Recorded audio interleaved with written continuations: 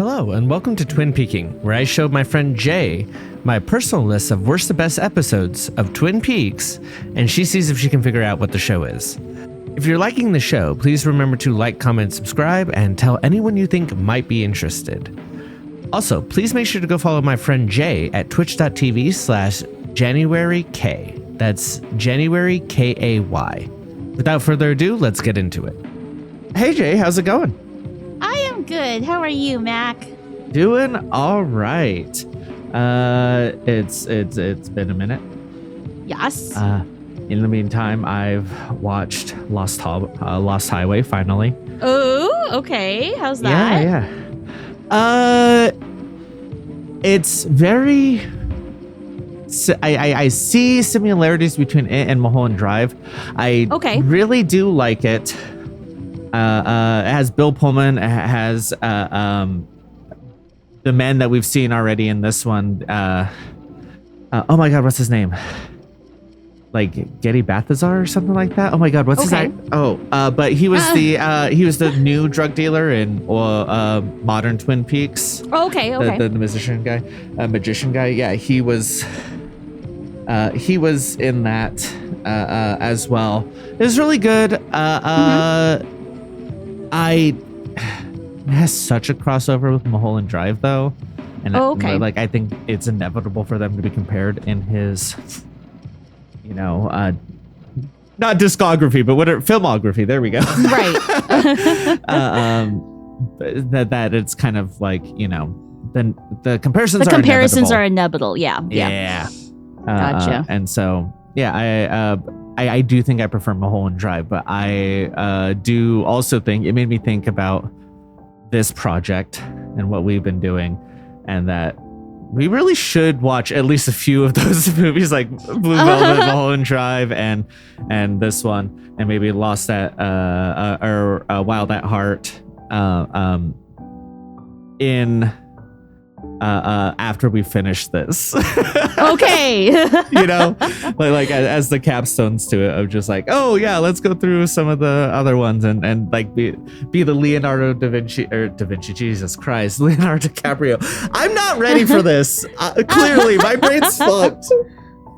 That's okay. Yeah, so that's my Twin Peaks related thing. What have you been up to? Have you done anything? Well, I've been watching like the episodes as they've been coming out, and I realized like just how far we are in recording. Oh my God. So I was mentioning like, oh, we're so far. Even in the recordings, we're so far ahead. Like, oh, we're recording this during Halloween, and then it's so you'll see it in New Year's, and it's like, it's May. Yeah, exactly. Like, oh, that's how far ahead we are. Because, like, again, we've been very, like, not consistent, like, doing it weekly. Like, we've been taking breaks here and there, and just, it's so that's why I didn't think we had too many episodes in the bank. But then, I just watched the most recent one that you posted, and I was like, oh, never mind. I guess we're very far ahead. Well, only kind of though, because I think we're still only like 6 episodes ahead, which is a lot, but like that's also not like a ton if we have been doing it weekly. Right, exactly. Yeah, because we took like a 2-month break in order to write the Christmas album. Go check that out. It's not Christmas, but go check that out. Do it anyway. And then like, after when we got back, it's been like once a month. And so it's like, okay, like it's drawn on for a little bit more, but like the big hang up, and I talked about it last time we recorded, is like editing that trip, which if you look at it, it's not well edited. It's not like, because that's what I just ended up having to do, because like I so hated like I really am struggling with body image, and then I really hated the pictures there that I was in, and so like just having to actually in depth be in there rather than just like, oh, I'm mostly listening to the edit. Yeah, actually having to see it was really tough for me. So I hope people enjoyed it anyways. I enjoyed it. Hey, thanks. I thought it was fun. Yeah. Have you watched any Log Lady stuff in the meantime? No, I have not. So right. that's I think you still might in the be back burner. caught up to most of them though, because I remember there was a period so. where you did watch most of them, and then since then it's been a lot of season 3. Yes, that's so, that's true. I don't know that's if you have true. a lot to watch, but you know, having been now editing again, hearing me ask that at the start, I'm like, oh, I should bring that back. Yeah. So at the very least, as a reminder to you to watch them. Yes. But yeah, I think we've wasted enough time. I think we can jump on in unless you have anything else to bring up. Sounds good. No, this is we're let's go. Let's do this. Alrighty. In that case, I'm going to hit play. Woo! That was season 2, episode 6, Demons. Demons. Ooh. Yeah. Man, what a good episode. I know I say that like every time, but like, man, it's so good. It's so good. Besides a hiccup. We'll get to that. Oh boy. Let me start off by asking just general thoughts on the episode. How'd you like it? It's interesting to see the differences between season 3 and season 2 now that we're kind of not bouncing back and forth, but like we've been in season 3 for a bit now. And so right, yeah. To see the return to season 2, it's definitely such a different vibe compared to season 3. But yeah, I forgot how much I liked season 2. Like I just there's a lot I like about it. So yeah, particularly the first half of season 2. We both like the second half of season 3 or season 2, but you know, part of that for you was not knowing what the rest of the show was. You know, I think if we go back to the poorly edited first parts of this series, where you know we were doing our best to do reactions in addition to everything, but like if you go back to that, like what we talk about Twin Peaks being and what it's like and stuff is completely different, and we're you know, like our reactions to it, because you didn't have context of everything that led up to before that, right? And I just find that very interesting. But yeah, no, this is top of the line season 2, where like, you know, they were already a hit success, but ABC didn't know what to do with them. They were moving them around. Like they moved them to Saturday nights at 10. Like that's such a horrible time slot for something that like had enraptured the US like for you know 8 episodes or whatever. And so Strange. like yeah, you get into the back end of Twin Peaks and you see a lot of real strange decisions for sure. And so, you know, each week it was dropping off in viewership in season 2, but like this is like as it's really like just hitting its stride. Right. Like when I think of Twin Peaks, I think a lot of people think of season 1, but I think of this early part of season 2. I think of this. I think, or like season 3, but like that's separate. Like when you think classic Twin Peaks, or like what was like what captured everybody. Like I think of this run of like season 2, episode 1 to season 2, episode 7. You know, like that is the thing. You know, right. So yeah, it's cool to be back here. You know, if you're looking at what episodes we have left, it's not a surprise that I like season 3 probably more overall. But like, goddamn, is this good? Oh boy, yeah. So we open up on a man we haven't seen. Oh my god, such a long time. Both of us were like, "What's his name? What's his name?"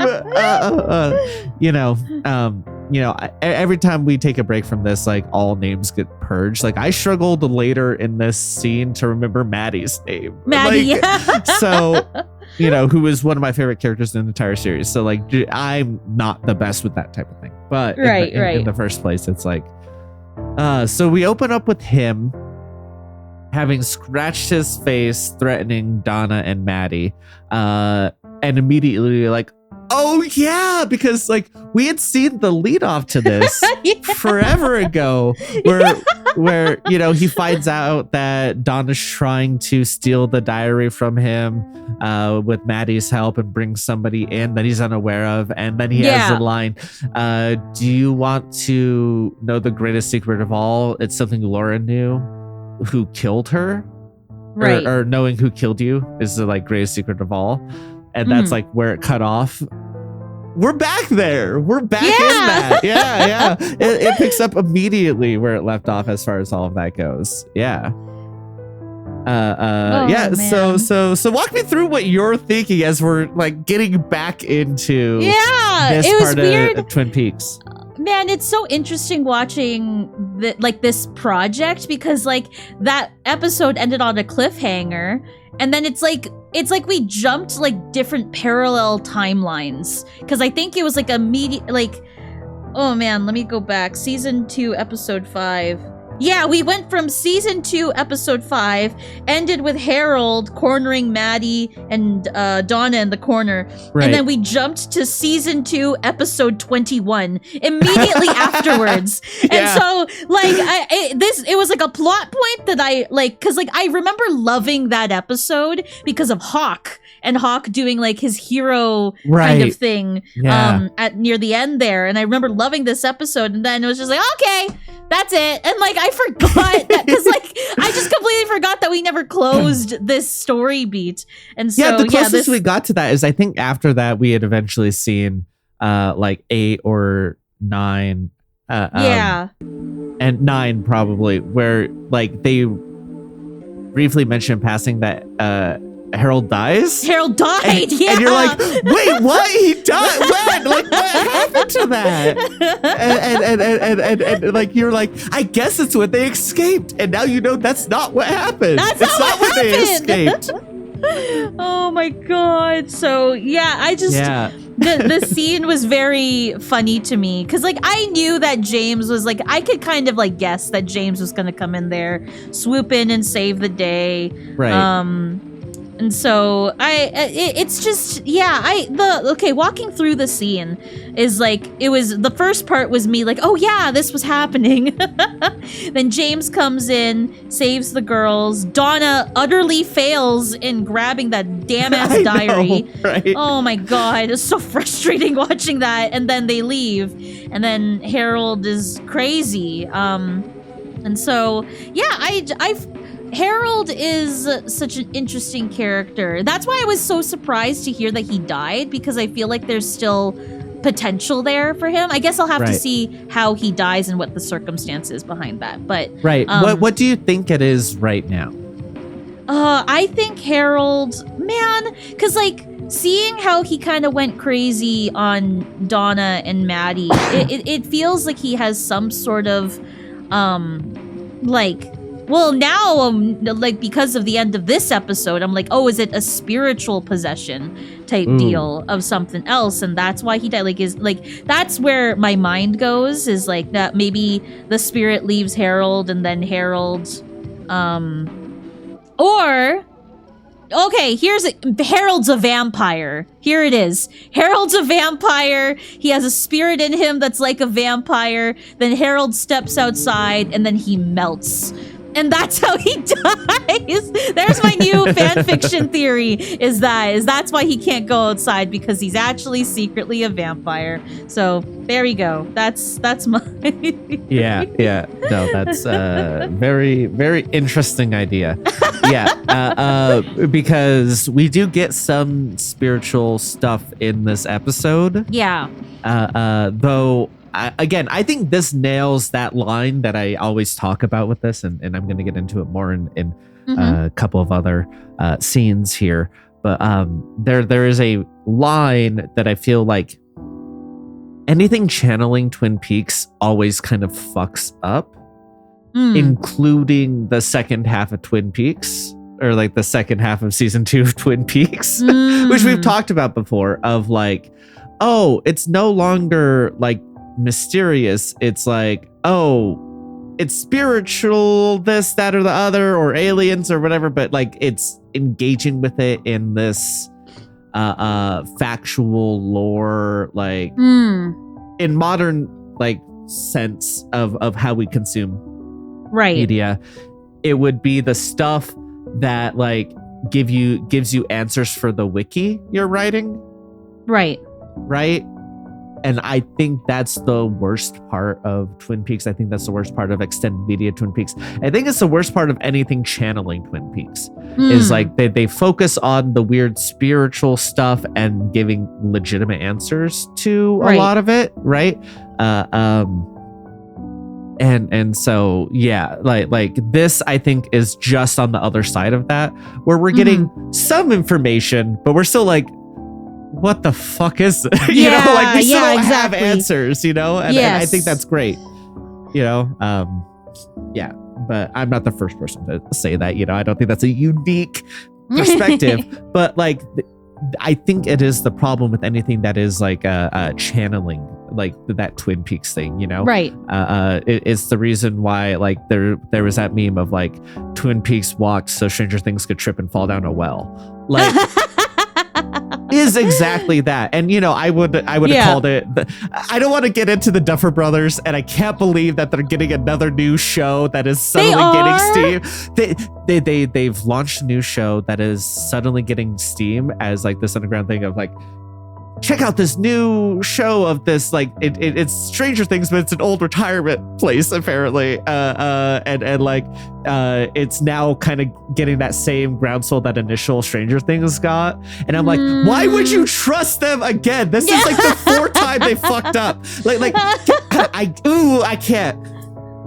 I watched Wayward Pines. I've talked about it before, which is so channeling Twin Peaks. But it's produced by M. Night Shyamalan and the Duffer Brothers, who had a huge hand in it. And it's trash. It's garbage. The main actor is great, and his son is great, and that's it. The show is horrible, and I don't know how they got money to then make Stranger Things when Wayward Pines exists. Like, they already showed that they were frauds. And then they proved it right again. Like, I don't know. I don't understand. Whatever. But they are so clearly influenced by Twin Peaks. But like, they fall into the same trap. You know, there's tons of Japanese media that falls into the same trap. I think this is my same issue with Alan Wake initially. Fair. My argument is that Alan Wake and Remedy channels more Stephen King with the aesthetics of Twin Peaks. I haven't played Alan Wake 2, which I hear is more actual Twin Peaks. So we'll see if that opinion changes.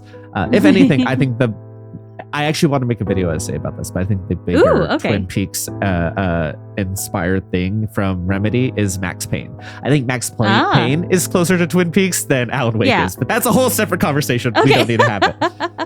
But yeah, we do get a lot of the spiritual stuff in here. I don't think anything points to vampires. I would love it to, though. TBH. But you want it to. Okay. I want it to. Like, honestly, I would kind of dig it if it was vampires.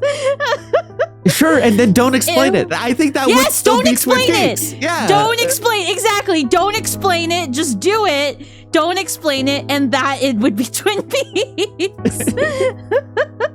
Find out that he is literally melted on the side of the sidewalk or whatever. Because you wouldn't make it Ash, right? Because that'd be too actual vampire. You'd have to do something different. Yeah. Yes, exactly. Yeah, you're picking up what I'm putting down. Oh, I get you. Yeah, so as they escape, they don't go very far, but I don't think they need to, because Donna very much is like, because he can't leave his house. But it is night, so I think that's actual. I think that's the actual nail in the coffin. But on your the vampire theory. Fair enough. Fair enough. But yeah, like they literally just barely leave the gate, and Donna's like, we don't have to keep going. He can't leave his house. Which is so funny. One of the few smart things Donna has said in this entire 100%. Yeah. And in James's defense, it's not like he knows that necessarily. Yeah. But they get together and they have their little romantic scene of like, I rescued you. And it's like, oh, James. And Maddie's just there in the background. And I'm so glad they put a focus on her of like looking at these two and being like, what am I doing here? Like it feeds into the later scene. But like, that is so clear on her face of like, what am I doing? You know? Yeah. Like, why am I still here? Like, I gotta leave. Yeah. Yeah. Yep. Anything about that you want to highlight before we move on? Again, one of Donna's most smart lines that she's ever said in the entire show, and then we can move on to the next scene. All right, so we have Audrey rescued. Where you were like, oh yeah, the one before this is where Hawk saved them. Yeah, we're picking up all of these old threads. You know, Coop lays her down. She is dreaming, asking if, you know, Ben sees her. Well, specifically says daddy, but that's not a term she's ever used for Coop. So clearly she's talking about her actual dad. And then this is where she eventually wakes up and they have the little bit of a back and forth of like, she's like, I prayed that you would come or whatever. Right. Mm-hmm. Yeah. Which I think we have seen that episode already where she literally is praying to Agent Cooper. Like not praying to God for Agent Cooper to come, but praying to Agent Cooper. Yes. Yeah. Anything really to highlight about this one? I feel like this is just set up for the following. I think it's set up for the later scene. Yeah. I think that in terms of part of why I just feel this scene is kind of a nothing scene is because we know that they both get their other romances that aren't each other. If they did end up together, this would be like building that up a bit. I agree. Yes. But since it doesn't, it's just kind of like, oh, he rescued her, and you know, he is now kind of like, or like, you know, it's laying down the following scene with Ben. Okay, now that we're talking about this, I actually I do have something to say about it. So like, you know me, Mac, you know my heart. I am very much like, I'm a shipper. Like I will ship anything. And so if I were to watch Twin Peaks regularly, Coop and Audrey would be like my OTP of the show, of like, they are so good together. Like there's a lot of like building up to a relationship that I've seen that is very like, it would play into like my fantasy of like OTP, right? But because I'm watching it in this way, I'm actually glad that they're not together, because like, from an adult perspective and like a realistic standpoint, I don't think that it's a healthy relationship of putting Coop and Audrey together, because there's a lot of like trauma there. There's a lot of like, there's certain ways that they're not really compatible with each other. Like, yes, there's tension and yes, they have chemistry, but there is a lot of like realistic things of like looking at the relationship where I don't think that they would work together as a couple. And so seeing Coop with Annie and knowing where that goes, that is a healthy relationship of like, they can be a couple and it be actually something that of them together. And so like, it's just interesting how watching it in this order has shifted my perspective of like an OTP. Like in my head now, it's Coop and Annie. Like I really like them together. That's so interesting. People really don't. I'm more on your end. But like watching it through the regular way, people were like kind of the same way we are towards Billy Zane, towards Audrey, but they're like that towards Annie as well. Interesting. Okay. Which I disagree with, but I'm on the middle ground. The book kind of actually there's a book for in the similar way that there's the Secret Diary of Laura Palmer, there is the autobiography of Special Agent Dale Cooper. My Life, My Tapes, or something like that. Which I have read. I don't like it. It's written. It's written by. I think it's written by Scott Frost, Mark Frost's brother, who also writes an episode in here, but also like helped write the Diane tapes that came out as its own thing. Helped write, like he nails the voice of Coop because he's helped write a lot of that and probably got help from Mark Frost or whatever. But like I don't like it for the same reason I don't like a lot of Twin Peaks. I was gonna actually bring this up in a later scene, which is where Harry and Coop talk about Renault. But you saying it here, it kind of ties in, is like the book kind of feeds into what you're saying as well, of like, yes, he had, with his baggage and the way he is, you are absolutely right. Annie is a little bit better. I still don't necessarily, in terms of like a healthier relationship, right? I still think he doesn't necessarily he still has his, I don't know what you call it, white knight syndrome, like savior complex. That I think he brings to that. That like, that's fair. We see a couple different times that like, yes, she's gone through stuff and she's been in the convent, but like she even highlights in the episode 21, this Twin Peaks, where they go to Bone Town, like he highlights like, oh, she's so like innocent and this, that, and the other, and she's no, I'm an adult woman. I'm an adult woman, and I know, like she has these different sides and opinions that I don't think he necessarily, I don't want to say respects, but like he sees her as a woman who needs help. Yeah, that's fair. And to go save her. So like I don't necessarily love that part of it, but I think that Annie could actually help him with that. But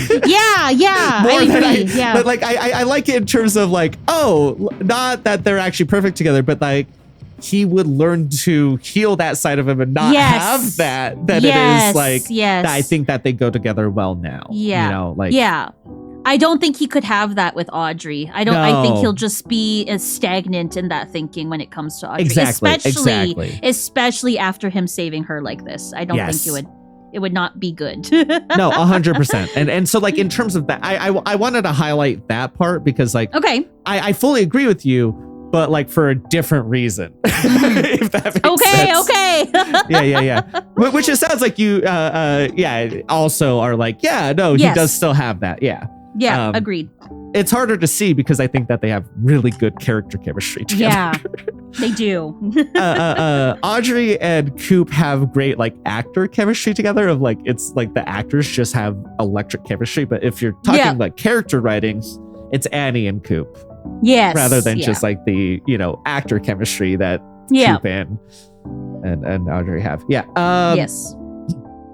So to move forward,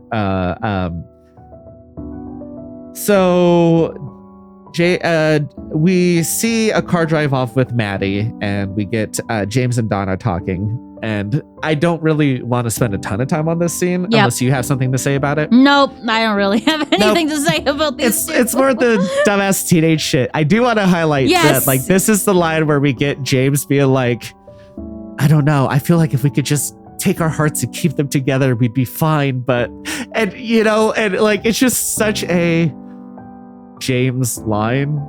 Yeah. But I actually do love it because it's so dumb. Like it's just like, it's sweet. And like it comes up later with a few other scenes in episodes that we've passed, but it's just like, we could just hide our hearts away together, and you're just like, oh, you poor dumb man. Yeah.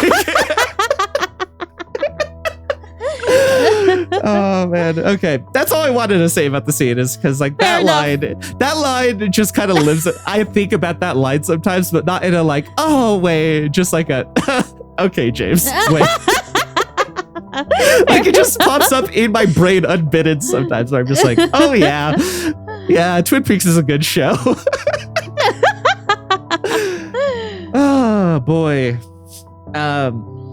So here's where we get Harry and Coop talking about the Renault brothers. Yes. They come to the realization that he was one of the main targets of Audrey being kidnapped. he stands up and I would really like to highlight, like we've seen a few different really great shots, like saving the Audrey parts and all of that. This is directed by Leslie Linka Glatter, who is one of my favorite directors of Twin Peaks, even though she directs one of the worst episodes, episode 16. That's not her fault. Okay. But most of the other episodes she directs, I think she is my second favorite after David Lynch. Okay. In terms of directors. And like, you can see in the direction of this episode, just like a lot of great shots, a lot of great choices in lighting, a lot of great choices in and you know, I would like to highlight Paul Trejo as the editor, because we have talked shit about him before. He edits this episode. It's really well edited. Like, so you know, just want to bring that out there.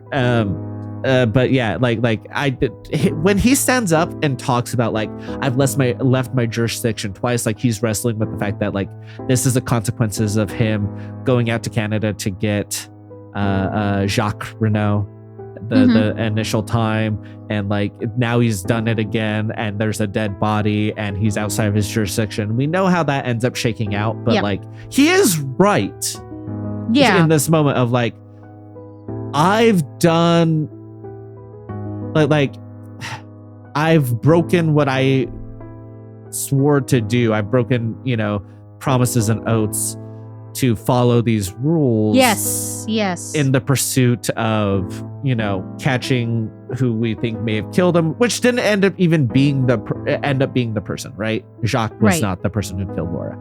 And now to save Audrey, like that's an important thing. And I think Harry also has a point of like, Coop, sometimes you think too much, but also he is right that these are the consequences of his actions. Yes. Yeah. Yes. It's interesting because I got a little bit of like weird, it's not like foreshadowing, but it's a very interesting introspection of Coop on his character. And then like at the assuming penultimate episode, what's going on, like I can kind of guess what's gonna happen on the season 2 finale, but like not exactly, you know what I mean? But like something bad happens because of Coop, and like we talked about it during that season 2 episode 21, where like Coop loses his edge a little bit, and like it's because of his actions that like bad things happen, and like Annie is kidnapped, right? And so I got a little bit of like, ooh, like it's an interesting introspection of Coop on himself and his character, and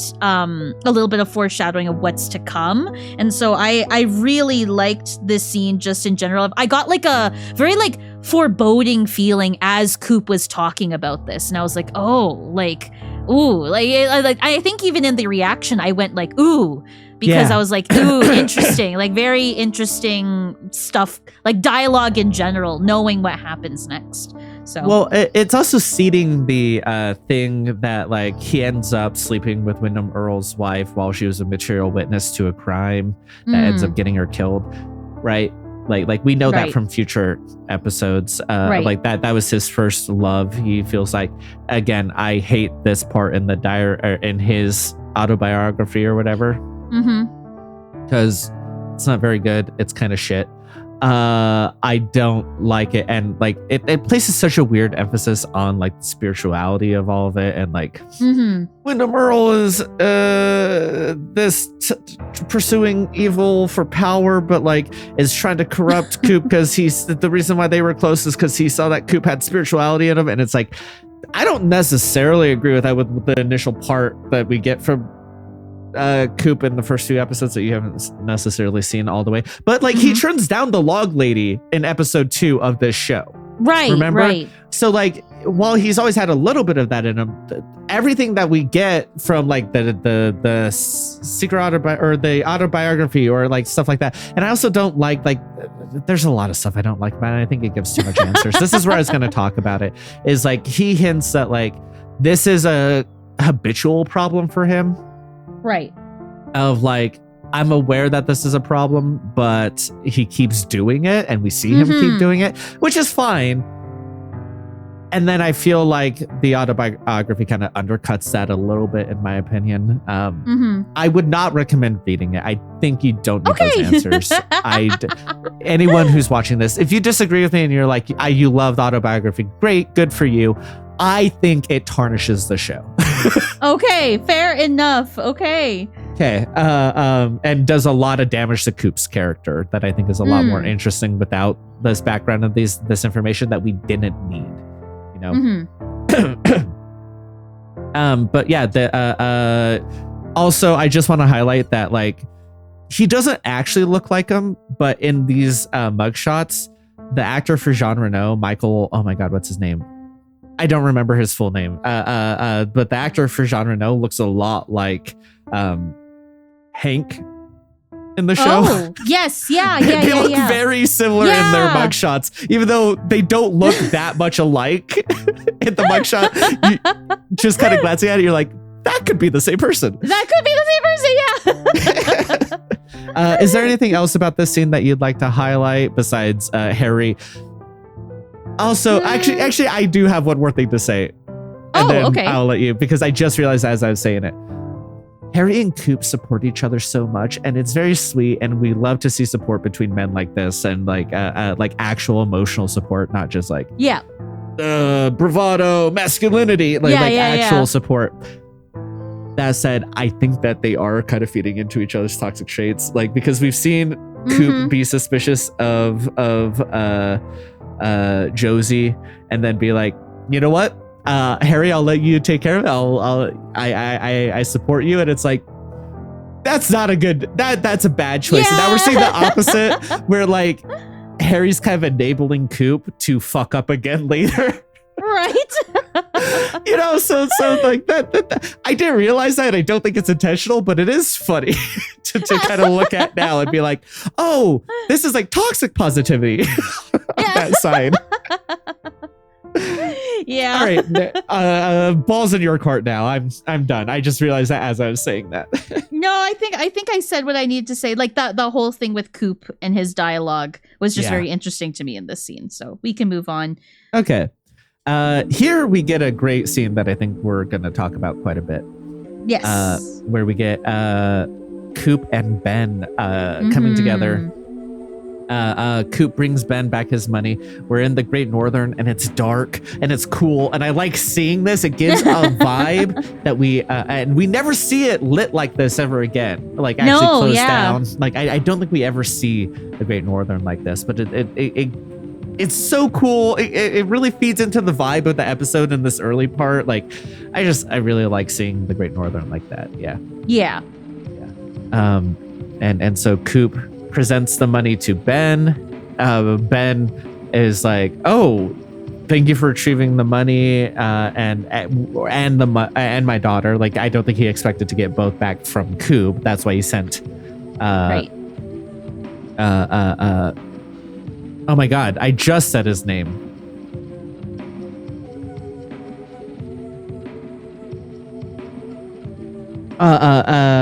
Jean Reno? No, the one Hank. Oh. Oh my God. That's why he sent Hank as well, right? If you remember, he sent Hank to get them, and I don't think he expected Coop to bring it back, so he's like, "Oh, thank you." Like actually grateful for it, and we get some interesting reactions in this conversation between the two. Yeah. Yes. Yeah, how was this scene for you? I'll let you take the charge on this one. Interesting, because definitely Ben Horn, again, I think he is becoming one of my favorite characters because he's such a complicated character, but complicated, but still wears his heart on his sleeve in a sense of like Coop, you can tell throughout the scene, Coop is like, something is wrong here. Like, he's very guarded. Coop is very guarded throughout the entirety of the scene. Well, he knows that he was part of the plot. Like he knows he was a target. So it's like, did Ben know I was part of the target? Because Ben was the one who roped him in. Right? Yes. So it's like, yeah. Yes, so Coop is very guarded throughout this entire scene, which I really like. There's there's a dance. Like I describe it as a dance between Ben and Coop and how they interact with each other with this scene, which I thought was very, very cool and very interesting.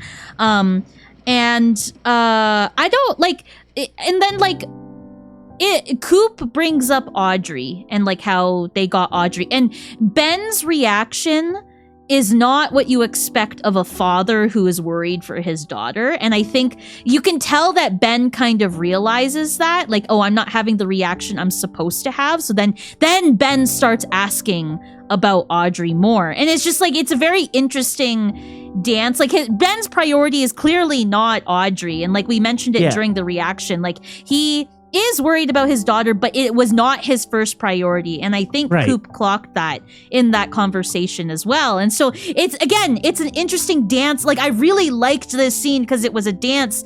So much was said yet unsaid in that conversation. And I really, really liked that about that scene. I think it's interesting that we can talk about it in a more full view of who Ben becomes, because like, a lot of people, when they're watching this through the regular way, like I said, I do a lot of listen to a lot of Twin Peaks podcasts. I watch reactions, like all of that. A lot of people don't trust him at all and think like that's all fake. Of like, similar to how you're like, he realizes that's not the reaction he's supposed to have, so he's like putting it on. I don't necessarily think that. I think he gets the money back and he's like, my money's here, and assumes that if Coop's back with the money that like, Audrey's fine. But when he's like, we retrieved your daughter safely, and he's like, okay, cool, and then like keeps checking the money, and then it's like, she was dosed with heroin. He has a very real reaction to that. And in my opinion, from what we see, of like, because what it reads to me as is him realizing that they were doing to her what he did to Blackie to keep her under his thumb, and kind of is like relating that, like, still not fully there as a person, but is like almost has a little bit of starting to understand. It's that gross thing that sometimes does get through to people, where it's like, you should treat women well because, like, what about your mother or your sister or your daughter, right? Where it's like, you should treat women well because they're people, not because it reminds you of people But like, listen, if that's what gets you there, fine, I guess. Like, it's good that you're there now, like, that's kind of where I fall on that kind of argument, where it's like, if that's what gets people there, fine. Like, I don't think they should need that to be there, but I'd rather they be at that spot than not be, Right. But it kind of reads as that for me with the whole Blackie thing of like, like they were doing to her what I did to Blackie, and like is like actually genuinely worried for her, because like he stopped like he that's when he like closes the case and goes and like gives Coop like the awkward hug. And like part of that is him, I think, like kind of playing it like, thank you for rescuing her, and like he says that when he does that. I think that part's partially genuine and partially like, this is a lot more personal than I thought it was. I thought it was them trying to just do business in a corrupt way, like a bad way, and it turns out it's a lot more personally motivated, and that's him coming to that realization. But like, even when he like holds the case and like grabs it the way he does, I don't think that's about the money. I think that's him like having a shock about like the fallout of his actions, That's fair.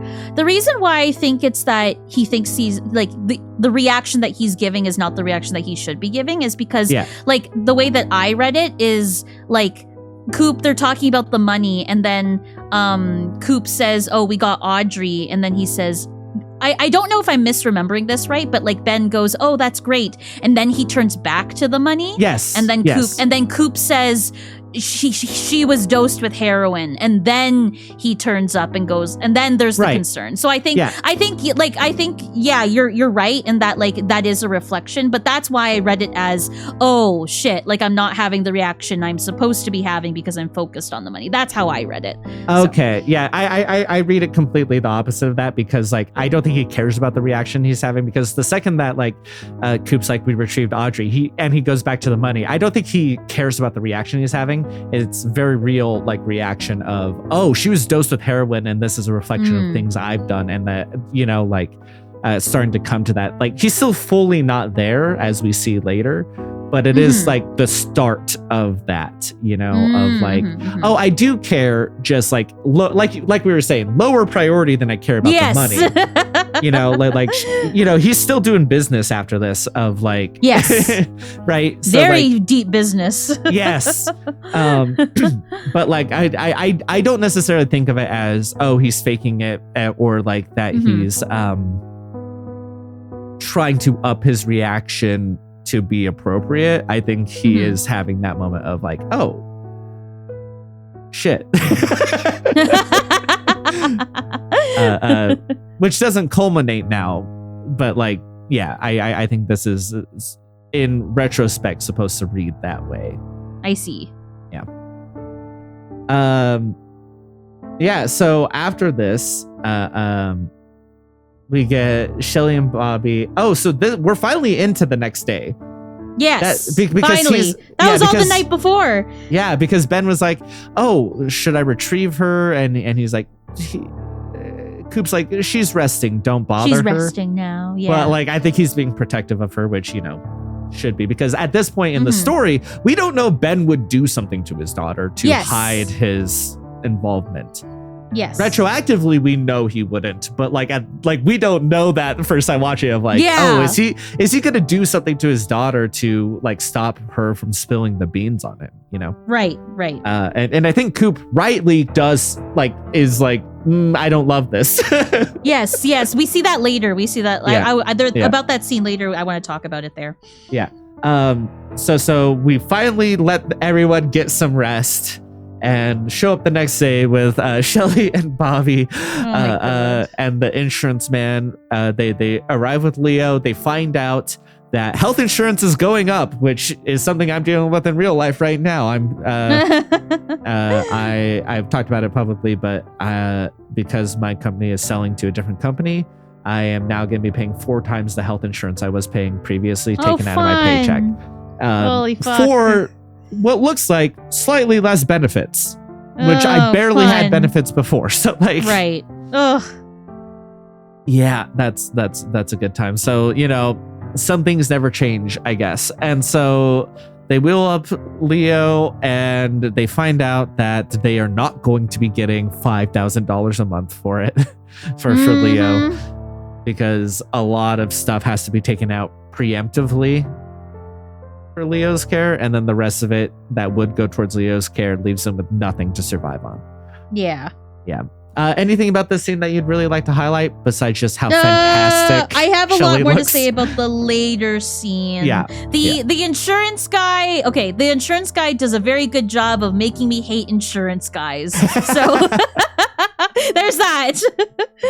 It's a really interesting thing to do that, where it's like the insurance guy sucks, but also they are trying to manipulate the system and do like maybe not insurance fraud, but they are keeping Leo out of jail and refusing to testify and stuff in order to receive money from it.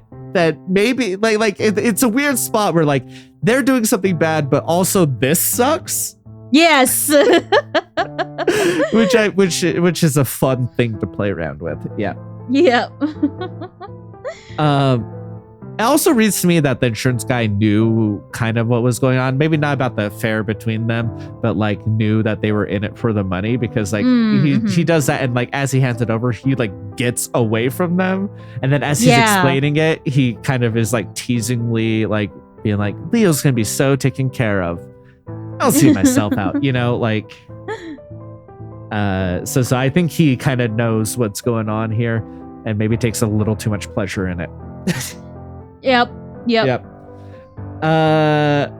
Oh my god. Just emotional right now about this shit. We start with Harry. What I labeled the scene as is Harry meets Gordon.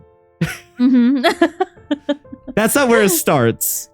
It's fine. It's whatever. Harry is absolutely talking to Donna and putting her in her place of like, y'all gotta knock this shit out. Like, I know that with some of the information they find ends up being important because of dreams, whatever. I don't want to talk about episode 8 and 9. The more I watch them, the more I hate them. But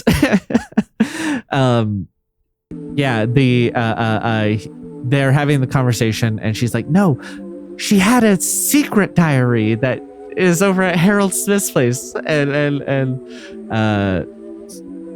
reasonably, I think Harry's like, you're saying there's a second diary that you didn't see that he had, and there's barely a connection between the two that we're aware of, besides that she dropped off food at his house, right? Like, yes, you guys need to stop. Like yeah. We told James to knock this shit off, and she's like, James isn't involved, which, to be fair, he wasn't. They specifically did cut him out, first, and he just weirdly was the good detective and was like, something's up with you two, I'm gonna follow you and then save your life.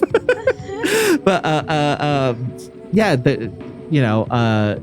Harry rightly says, last time you did this, Jacoby got attacked and had a heart attack. Yeah. You're going to, like, I hate this entire conversation between the two, because like Harry is like, you need to stop playing this game, and she's like, it's not a game. And it's like, I don't remember if we've gotten this episode. I'm pretty sure we have, so I'm going to quote something. Okay. But like, it's like when she's convincing James to do all this detective shit with her, where she's like, we need to solve this. They didn't love her. We love her. So we need to be the ones to solve it. And it's like, that's not how any of this works, Donna. That might actually be in the pilot, which you haven't seen. So, but like, okay. It's some of the dumbest shit that I've ever heard somebody say. Of like, they don't love her, so they can't solve the mystery of her murder. And it's like, no, that probably helps, actually. It probably helps that they don't have like personal biases. Oh my god. Yeah, but it's like that same kind of vibe of like, it's not a game. And it's like, girl, go to school. Yeah, literally. Oh my god. Anyways, I guess it's not the point, but whatever. Anything you want to say about these two before we get to somewhere better? No. Okay. We get, as an introduction to somebody who ends up being so important. It's so good. It's like, you just see, like, as they're talking, the doors open in the background, and you just hear David Lynch yelling down the little hallway as he walks by, do you see Harry Truman? Like, it's so my good. god. And he walks out, and this entire conversation, you just kept going, oh my god, like, constantly. It's so good. It's such a good conversation. I know it's an old, like they play this joke so often, it never doesn't hit. Of like, Gordon Cole will say something, the person will say something that makes sense in response, and then he'll just like not like give the complete wrong response of mishearing it, yelling at him too. Like, it's just it's great.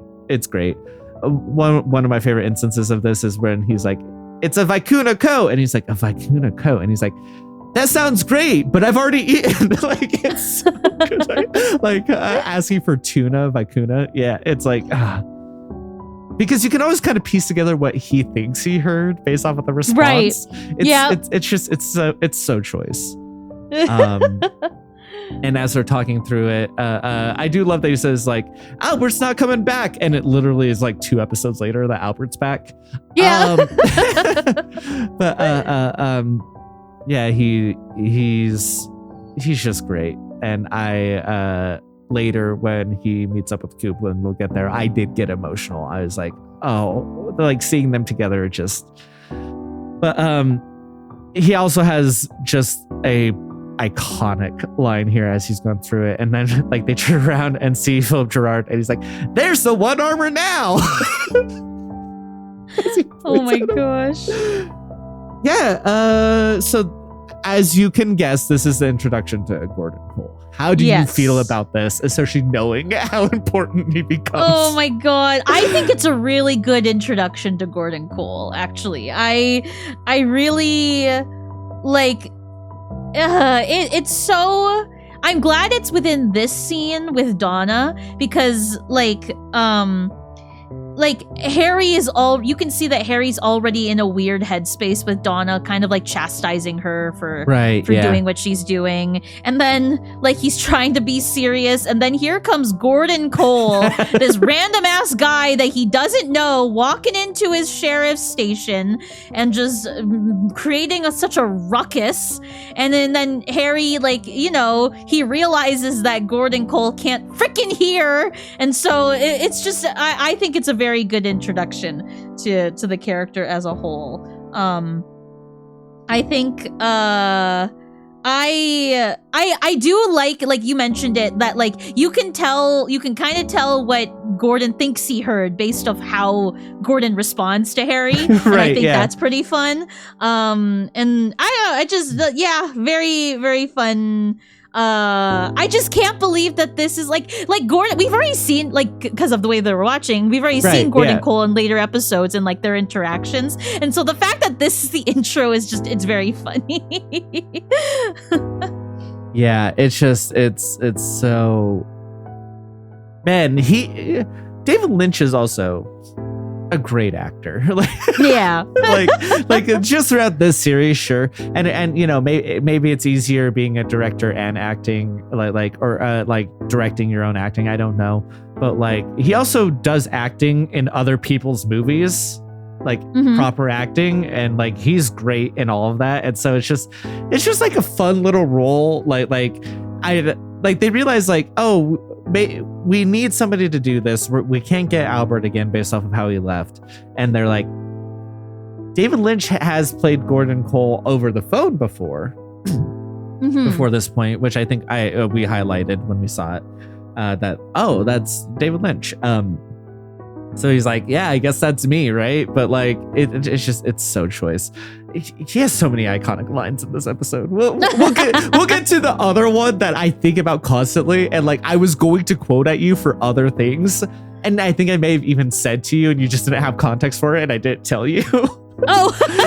I think when we were playing Silent Hill, I think I did called you a small Mexican chihuahua. Oh. Or something like that. So it's because of this. It's so that's good. Funny. They find the one armor, and then we get the end of that scene, where we are taken to another just fantastic scene of Audrey and Ben and Coop. You talked about the dance between Ben and Coop. I only kind of got that there. That is in full force. It was definitely there before, but it's in full force here. And I think it was important to have the Audrey and Coop scene before this, because now we're seeing all these dynamics come together at a head here. And it's so good because you can see Ben trying to piece together what happened to her, but also what does she know? And also, is trying to hide that information from Coop. And it's just kind of and she's I know a lot, kind of threatening Ben, but still not spilling everything. It's such an interesting scene. Yes. Yeah. I love the framing of when I love the framing of Coop when he leans over Audrey to wake her up at the beginning of the scene. It's a very protective way of waking her up, and then a very protective stance. And then when Ben comes into the scene, it's very foreboding. He towers over her, and the way that it's framed is this big weight on Audrey, and even the way that he comforts her in bed. He's got his arm on her, around her, in a very it's not protective. It's very it's like self-preservation almost, the way that Ben is framed over Audrey. And I loved this scene, just like all the choices that the actors make, all of the ways that the camera is framed, and all of the dialogue. I love this scene. This scene what made me feel like, wow, like there is a lot of, again, dancing of all of these characters around each other and trying to figure out, like, you know, what is the information, who knows what are we gonna do? And it's just all like 10 out of 10 scene like that. There was a lot of tension that I felt with that one. I think this scene really like encapsulates why you first of all, why soap operas work, but like more importantly, like why you have big casts, why you develop different relationships with different people, and then when you put them into the same scenes together, like see how those like unfold around each other and clash into each other, and you know, like all of these people have different relationships with each other that are separate from each other, and now that they're all together, there's like an electricity to it where you're just not just like electric in the air, but like you can feel the like tension, and like if you reach out, you could almost feel the spark, like shock, you know, like it is kind of the vibe of this. And I also, something I want to highlight though, because like I feel like his stance here of like his priority is protecting himself, and up until this point, like we still don't know whether he would do something to his daughter for his own self-preservation or not. Right. I don't think he would ever. No. With what we see in the future. And I want to highlight a couple things. It's like you talked about like him having his hand on her and stuff, which but like he would then see that like it was making her uncomfortable, and like you could see him like then move his hand and change, and like so it was kind of both of like, I'm doing this for my self-preservation, but then when he'd see her reaction to it, like he would just be kind of like tentative about it. Like it was both things, which makes it so much more interesting. Like if he was just threatening and just like kept it there and she was uncomfortable, that is a charged scene, and like is very like, you know, this is a TV show where the murderer is the father who raped his daughter. Yes. Right. So like they could feasibly continue with that kind of thing in here, right? Like they're not afraid of that subject matter, right? Is what I'm trying to say here. But instead what we get is like, yes, he is threatening, but also sees like, oh, this is not, like he also does have a part of him that's not, that I think is very interesting. That and I'm saying all this not because any of it's an excuse for what he's done before, because inexcusable, horrible. We've talked about it before, but I just think it's interesting. It makes him a more complicated character. Yes, which is fun. I was going to bring it up in the later scene with Ben and Leland, but you know, me having this like, you know, outside perspective of seeing how the end of season 2 goes and seeing where Ben's character ends up. It's interesting. Like this scene, again, you brought it up that like, like after he noticed that Audrey's uncomfortable, he lets up on it. Like he becomes less of a threat, I would say. Like I won't use that word, but like, you know what I mean? Like it's not as like strong of a he's awkward about it. Like he's still like awkward about it. Exactly. But, like, yes. He's awkward. Like he's also awkward not about it. Yes. And you can. It's very subtle. It's so subtle in how he does that, which is excellent for where his character then ends up in the later of the season. And then I had this feeling when I was watching the later scene with Ben and Leland and how they're in Ben's office talking about money and offshore accounts and shit like that. It's two fathers who, like, this episode does such a good job of framing of like Audrey, like is Ben going to sell out Audrey? You know, like there's like that question that happens without the scene, and we now know like Ben does not take that stance, which is the opposite stance of what Leland did to his daughter, which I thought comparing those two fathers in that later scene together was like, they're talking about money and like, haha, evil, mustache twirling, blah, blah, blah, blah, blah. But I thought that scene was such a good wrap up, because that's the last scene that Ben has, I think, in the episode. episode. And so no, because after that, oh yeah, the later, yeah, that's right, never mind. I understand why you blacked out that scene. Yeah, I forgot. I fully understand. Not the last scene we see of him. Yeah, but like I thought it was interesting that the show not pitted, but like they had those two fathers in the same room together, especially after the previous scenes that Ben had with his daughter. And it's so subtle in the storytelling of it. And I'm like, you really have to dig into why is this scene here? What is happening? What is being said that is not being said? And really read into the show to figure out why. And that's why I really like that scene with Ben and Leland. And I'll talk about I guess I'll talk about that later. But I have more thoughts on that too. So yeah, but let's move on to the next scene. yeah, because they do have to get there. I think we've talked about this scene enough, but it is very good, the back and forth between everybody. Yes. Coop almost has nothing to do in the scene, but his presence adds a lot. But his presence adds to it. Exactly. Like this is a scene between Audrey and Ben, but Coop being there adds this tension between it. Yes. Yeah. Totally. Okay, cool. Moving on.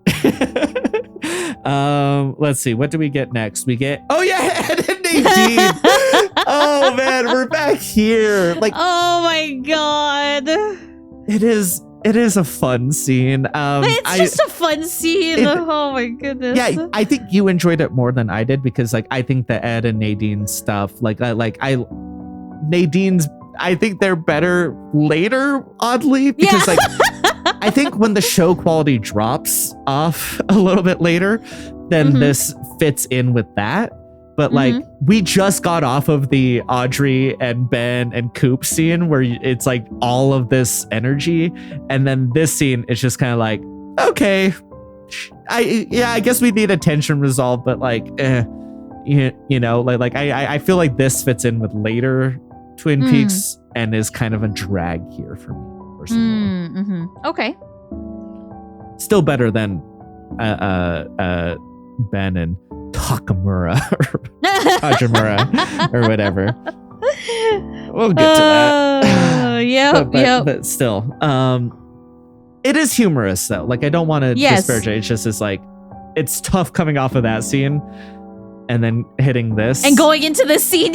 Yeah, because it's not the same vibe as in season 3 that we've talked about, where we'll get like something super heavy and then a light scene. Yeah, that still works better than this version of it. Yeah, that's fair. But that's just me. I just love Ed and Nadine. I love Ed's face in this scene. They are a lot of fun. Yeah, they're fun. It's great. Yeah, I mean, and you know, Wendy Roby, like absolutely, like I love her line readings in this. So let's say what the scene is so people are aware. Nadine comes back in. She just went shopping. She's like, they didn't even look at me weird when I used the charge card. And it's like, when are our parents getting back? And like, she does a good job playing a teenager here a bit, because like, the vibe of like, oh, it's so exciting to just have the house between you and me, like the girlfriend and the boyfriend having the home alone, you know, it's like, yeah, I remember that being that way, you know, and then like, she does eventually punch Ed, and it's like, oh, you kid her, and he's like, oh, like, because she has super strength, which is very funny. And you're right, his face is very funny there. But like, she also has a line there where she like throws him onto the couch, and she's like, later tonight we could go out and neck, and then she jumps on him like leg up, like it's such a choice position for her to be in, and she's like, wait, we don't have to leave, like, because the parents are gone. And that's such a very real vibe of a teenager being like, oh yeah, like normally we'd have to drive out or like go somewhere else if we're gonna, you know, get anything more like a makeout session or whatever. And then it's like, no, we're home alone. We have the run of the house, you know, like I'm gonna jump you right here because I can, you know, like. So it is funny, and she does a great job. She's so funny here. He's very funny here as well. Just want to make that clear. But like, yeah. Did you have thoughts on the scene? No, just funny. Love just Nadine. Funny. Yeah, no, she's great. It is, again, like I don't love this because of where it's sandwiched in the episode, because we get this and then we get the Josie and Jonathan thing where it's more than implied, like she was raped, like she was raped. Up. Yes, yeah. Like it's like the way it's framed is that it wasn't like a forceful thing, but that doesn't make it not rape. Right? Like dude, full be explicit about it. Like that is what happened to Josie. Yeah. It's I don't love the framing of this either in terms of so part of why the Ed and Nadine thing kind of bothers me a little bit is that like she is so forceful about it, and then we get that sandwich next to this where it's like, oh, that's kind of comedic, and like I'm not saying Ed necessarily did, like he's probably down, but like it's so weird to position these two together. Yeah, that's fair. That's very fair. And especially coming off of the other very strong scene. This scene's kind of like I do like the scene, but it speaks to a bigger structural issue I have with the Josie plotline that we've talked about before. I don't know whether to talk about it here or to talk about it when we get the Ben scene. I think I'm going to talk about it when we get to the Ben scene. But like, so we go from the Ed and Nadine thing to like a tracking shot, or like we get Jonathan buckling up his pants, and then we get a tracking shot, which is framed very sexy of Josie. Which, to be fair, gorgeous woman. She's Joan a Chen, gorgeous woman. And beautiful shot. She's beautiful. I don't love how sexy it is when it's framed. When she's crying, it pans to her face and she's sobbing. And it's just like, yeah, it was like very like, it was like, ooh, sexy time. But then I was like, oh, fuck. Like it like she's raped. Like literally like my jaw kind of dropped a little bit. I was like, oh, like fuck. Like that is really actually sad kind of deal. So it made me uncomfortable. Yeah. And I don't think it intended to. I think it was meant to be like titillating. I don't think it's trying to make us uncomfortable, partially because of how we see it treats the Josie character later, of like being like, she was a prostitute and using everybody and this, that, and the other. And it's like, none of that excuses what happened to her here or like makes it okay. And like, well, I think it is meant to get us a little bit of sympathy for her. We see even later, like a little bit of like her not enjoying this part, obviously, but like enjoying the plotting and enjoying that, right? Like when we get to the Ben scene, and so it's like, because of the way it's framed in the narrative, this feels more like a condemnation of Josie somehow. Even though it shouldn't be, like, right. That's how I read it, is like the show thinks that this is like a negative of Josie rather than like something horrible that happened to her. Right. I don't like it. Yeah, that's very fair. That's super like the whole scene was just like, again, like when it pans from her bare back to her crying, like it threw me off. I was like, oh, so yeah, just uncomfortable scene. Yeah, and she, because like then she like, I again, part of the framing is like she does this, and then she is fighting back against Jonathan of like, I'm not leaving yet. I've waited 5 years to get my payout. I haven't done this. I'm doing what I'm doing, and he's like, you can take what you want from here, like, but this isn't your place anymore. Like, pack up what you can and we're leaving. But it's like, because of that framing of her being like, no, I'm still doing this, and I still have my business and I've been doing this. I think framing that in this scene, having that conversation here, is like why I think it kind of frames that initial part as like she's playing roles rather than a horrible thing happened to her. Right. Like if they'd even separated that out and just had the conversation about her leaving and Sheriff Truman and like him using that as blackmail, it would go way farther to like it being something horrible is happening to her and she's being forced to do stuff that she doesn't want to do. But because they inject the other part into it, it kind of just gets like it just frames it weird for me. That said, it is a good scene between Josie and Jonathan, between the two. I don't love Jonathan as an actor necessarily, but you know, in terms of furthering this plot, it's fine. Right. Yeah. Anything else you want to say about that, or are we good to move on? No, I think we're good to move on. Okay, cool. We get Maddie and James out.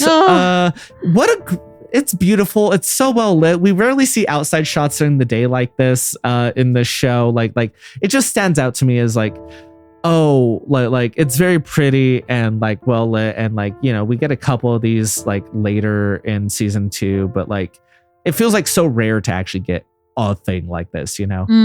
And boy, how tragic is this with future knowledge? The first time you're watching it through, you're like, oh, okay, like it's Maddie accepting James and Donna's relationship, because like how it is James walks up to Maddie, who's looking out at the lake, and then they have a conversation where Maddie's like, hey, you and Donna should be together, and I'm going to leave. I enjoyed playing the role here, but like I need to get out.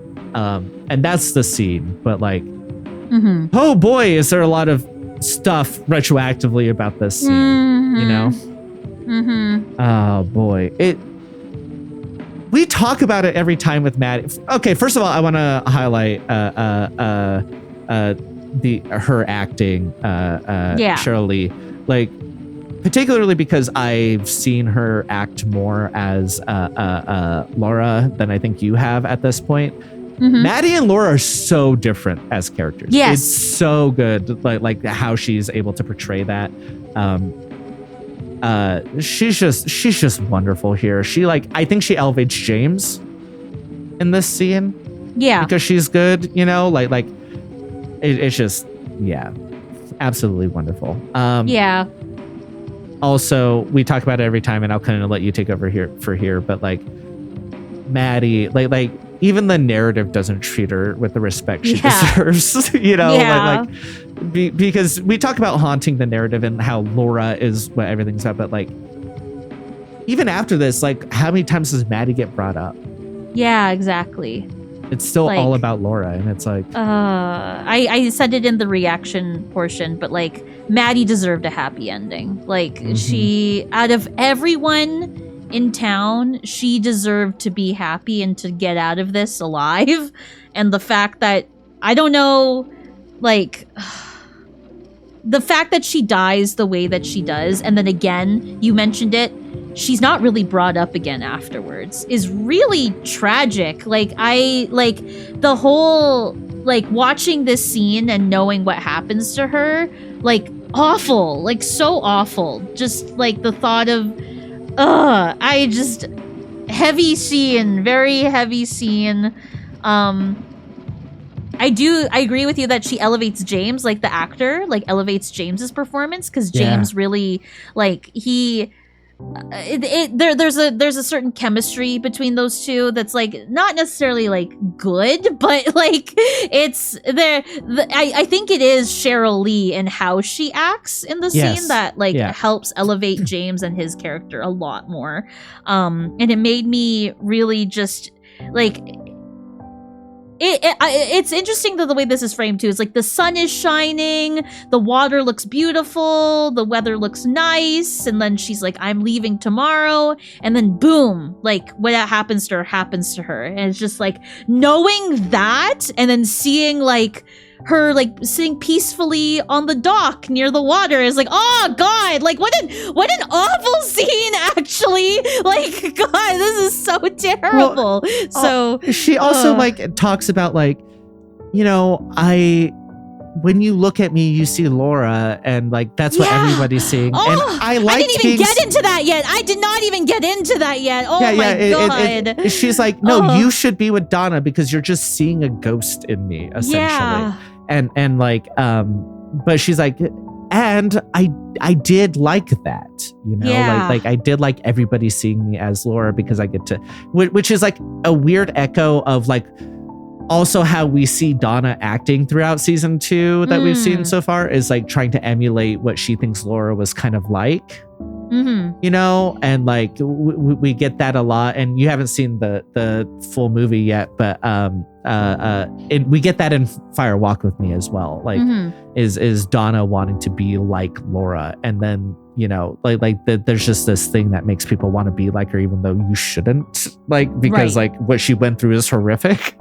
Right. But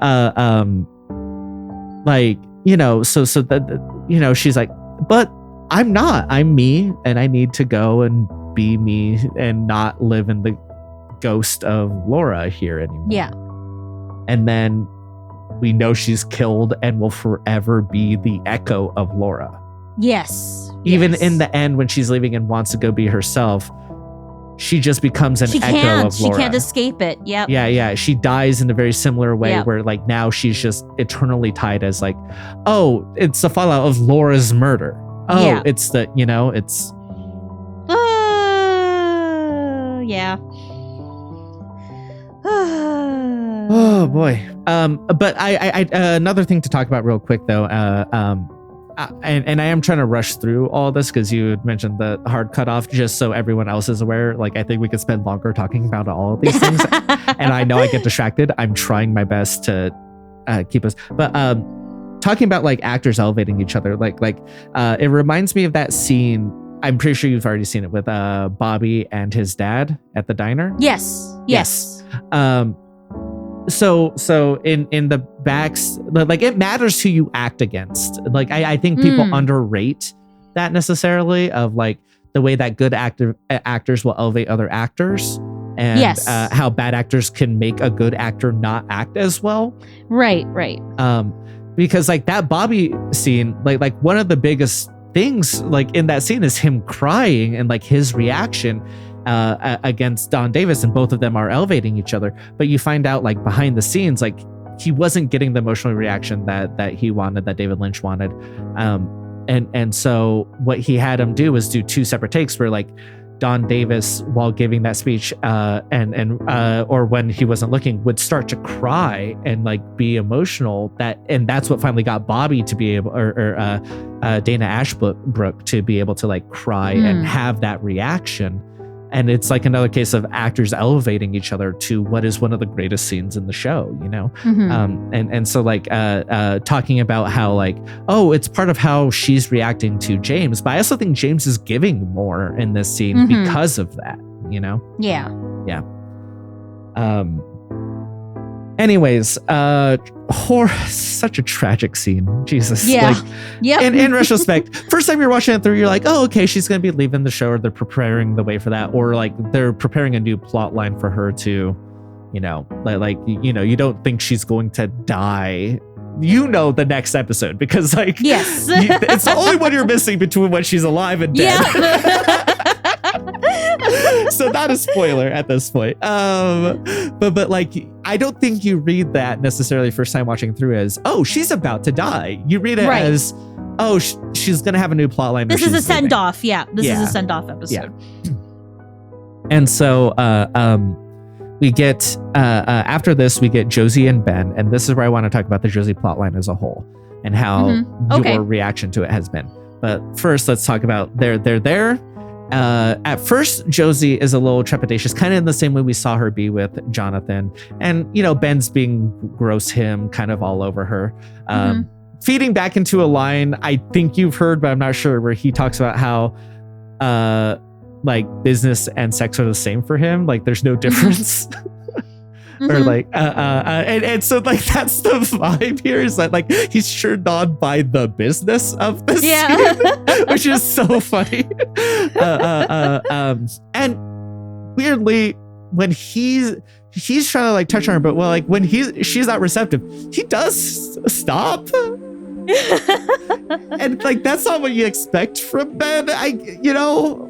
Yeah. But at the same time, when you look back at him, it's like, he didn't know that it was his daughter who wasn't receptive. He thought it was a worker there. Not that it was okay, because obviously underage women are working there, but like underage girls, let's be clear. Like, so not excuses, but like, again, it's just weird things of like, in retrospect, you see it and you're like, okay, they aren't going all the way with him because they're planning on pulling a U-turn eventually. Yeah. You know, like they could have made him worse, which is never an excuse. But like, you know what I mean? Yeah. Like, you can see in the writer side of it. This is like a writer conversation, not like an in-universe conversation. Like I want to make that part clear. That they could have made him worse and then chose not to because he was eventually going to pull a U-turn. I wonder if they like figured that out already. Or whether it was just like, okay, whatever. But that's not the part I want to talk about. They are having this back and forth, and where she's like, I need that money now. And he's like, oh, you're under pressure. Well, here's the thing. I don't have cash, but I do. Eventually I'll be able to get to you. So just take some time. And she's like, I don't have time. And we get this great scene between the two of them where he's like, this key leads to evidence that'll bury you. Yes. And then she giddy as all hell. She loves this shit. She loves that. She's like, I'm glad you said something, Ben, because guess what? I have enough that'll send you away for 3 lifetimes. They'll bury us side by side. Like she's giddy with this. Like she's so excited. And like this is the side of Josie that you've mentioned you've wanted to see, of like her being the femme fatale, the actual person, like with the reactions of what happens to her later. This is what we needed to see of her, right? Yes. Finally. God. I'll let you have your conversation about it first before I talk about it as a whole.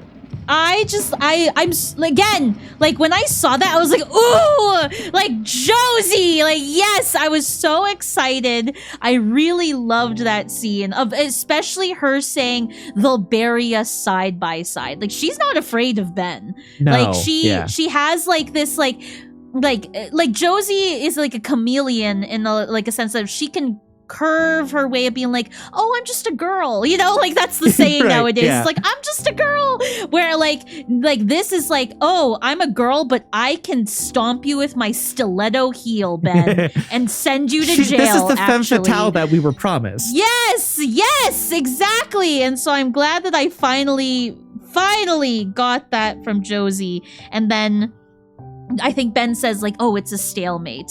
And then she says like, I think she's like, it's your call. And so it forces Ben's hand. And he's like, give away okay, the fine. check that sets him up for failure later. Is like, because this check, he hasn't made an actual deal with the quote unquote Japanese businessman yet. But is giving away the money that he got for it because it's all that he has like available to him right now. Yes. And you know, he doesn't even seem all that bothered by it either. He's like, that was fun. You know, it's fun to like, engage with people on that Josie, level. It's similar to the time with Catherine later, where Catherine gets the best of him, and he's like, great. It's just like at the end of that, he didn't need to do that because they find the actual killer, and like he's left with nothing. And like Hank comes in and they take that business. Like that's where it all starts to come undone. But like I think he likes engaging with that, whether he wins or loses. He's just like, this is good. And part of it is that he did win in terms of getting the land that he wanted, and like maybe not for the deal he wanted, but also like he's not losing in this necessarily, right? He lost in the confrontation, but like, no, he absolutely respects the hell out of it. Like, he's like, that's, he even is just like, well played, right? Well played, yeah. I want to talk about Josie. Okay. We only get, and spoilers for the episodes you haven't seen in between yet, we only get like 3 scenes of her like this.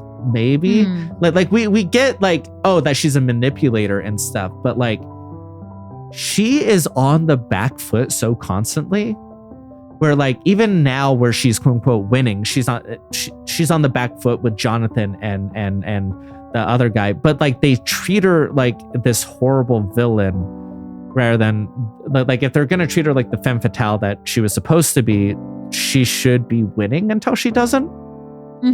You know, like the framing of all of this is part of the issue of like, she got her comeuppance later. That's one thing, but at almost the only times where she's like purely winning, she's not in the show. She's in Seattle where we don't see her. We never see her in a successful position, really. Like earlier on, because you've seen her and Hank together, right? A little bit.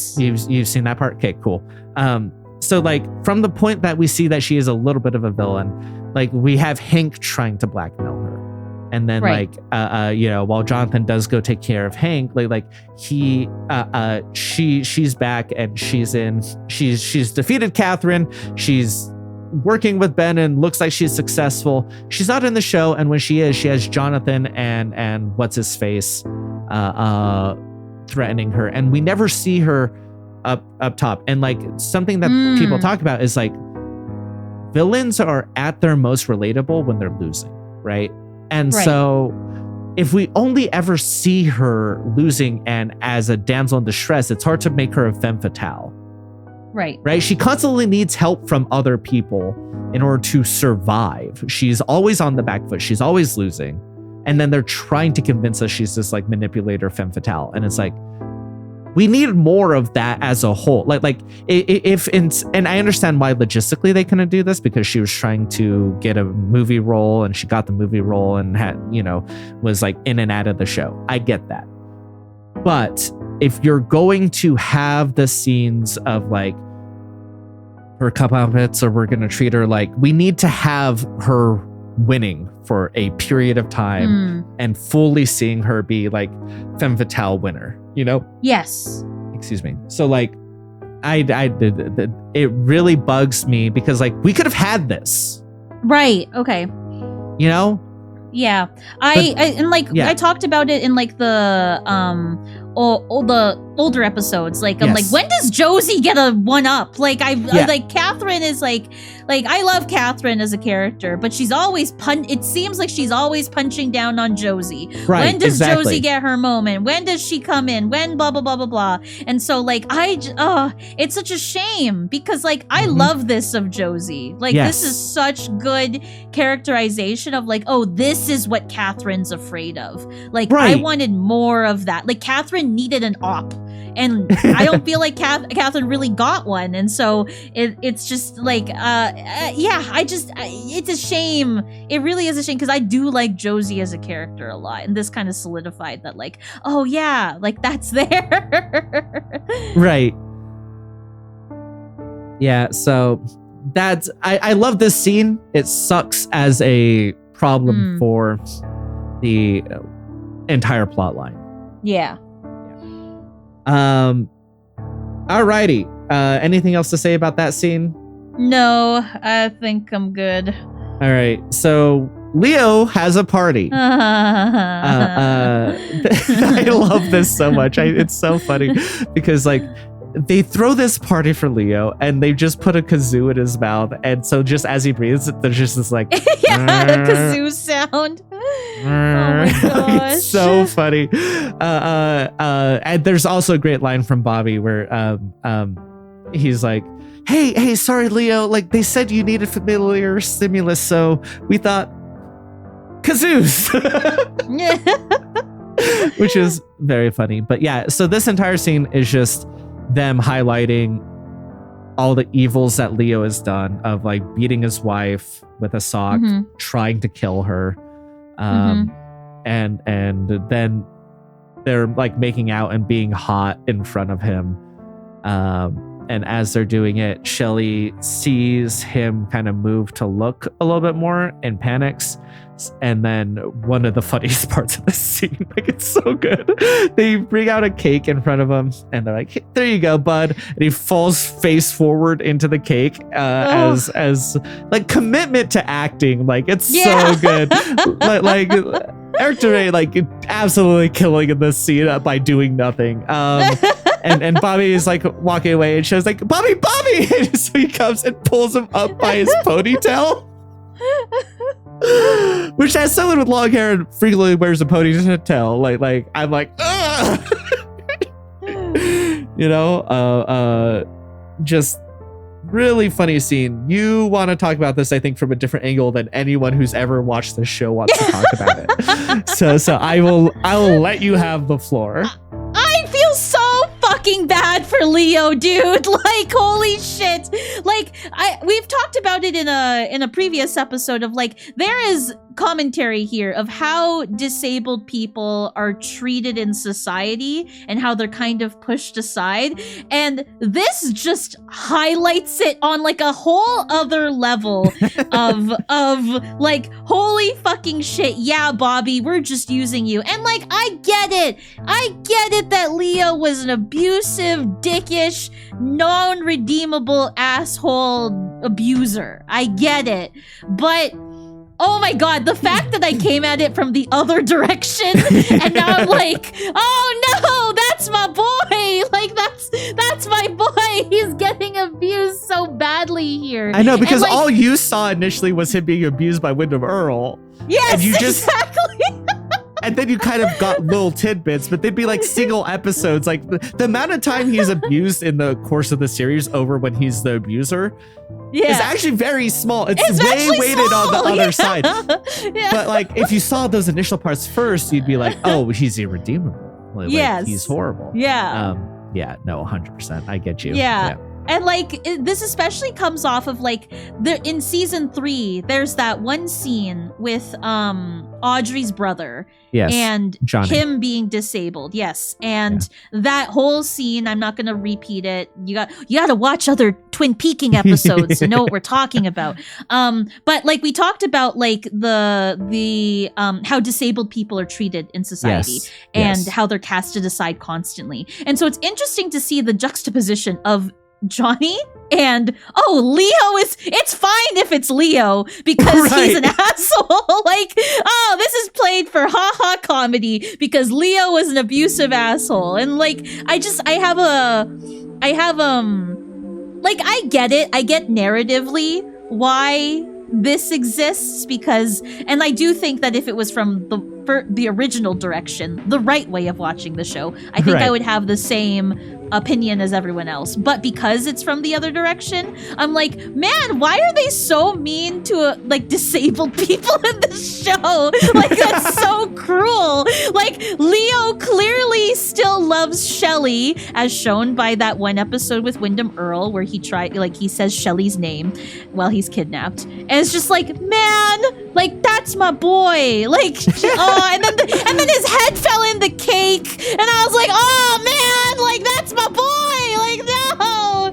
So yeah, that's how I feel about that scene. Yeah, there is a lot of like interesting, because like Gordon Cole also has a disability here that we see is like, yes, it is extremely funny, but it is treated as a joke. Yeah.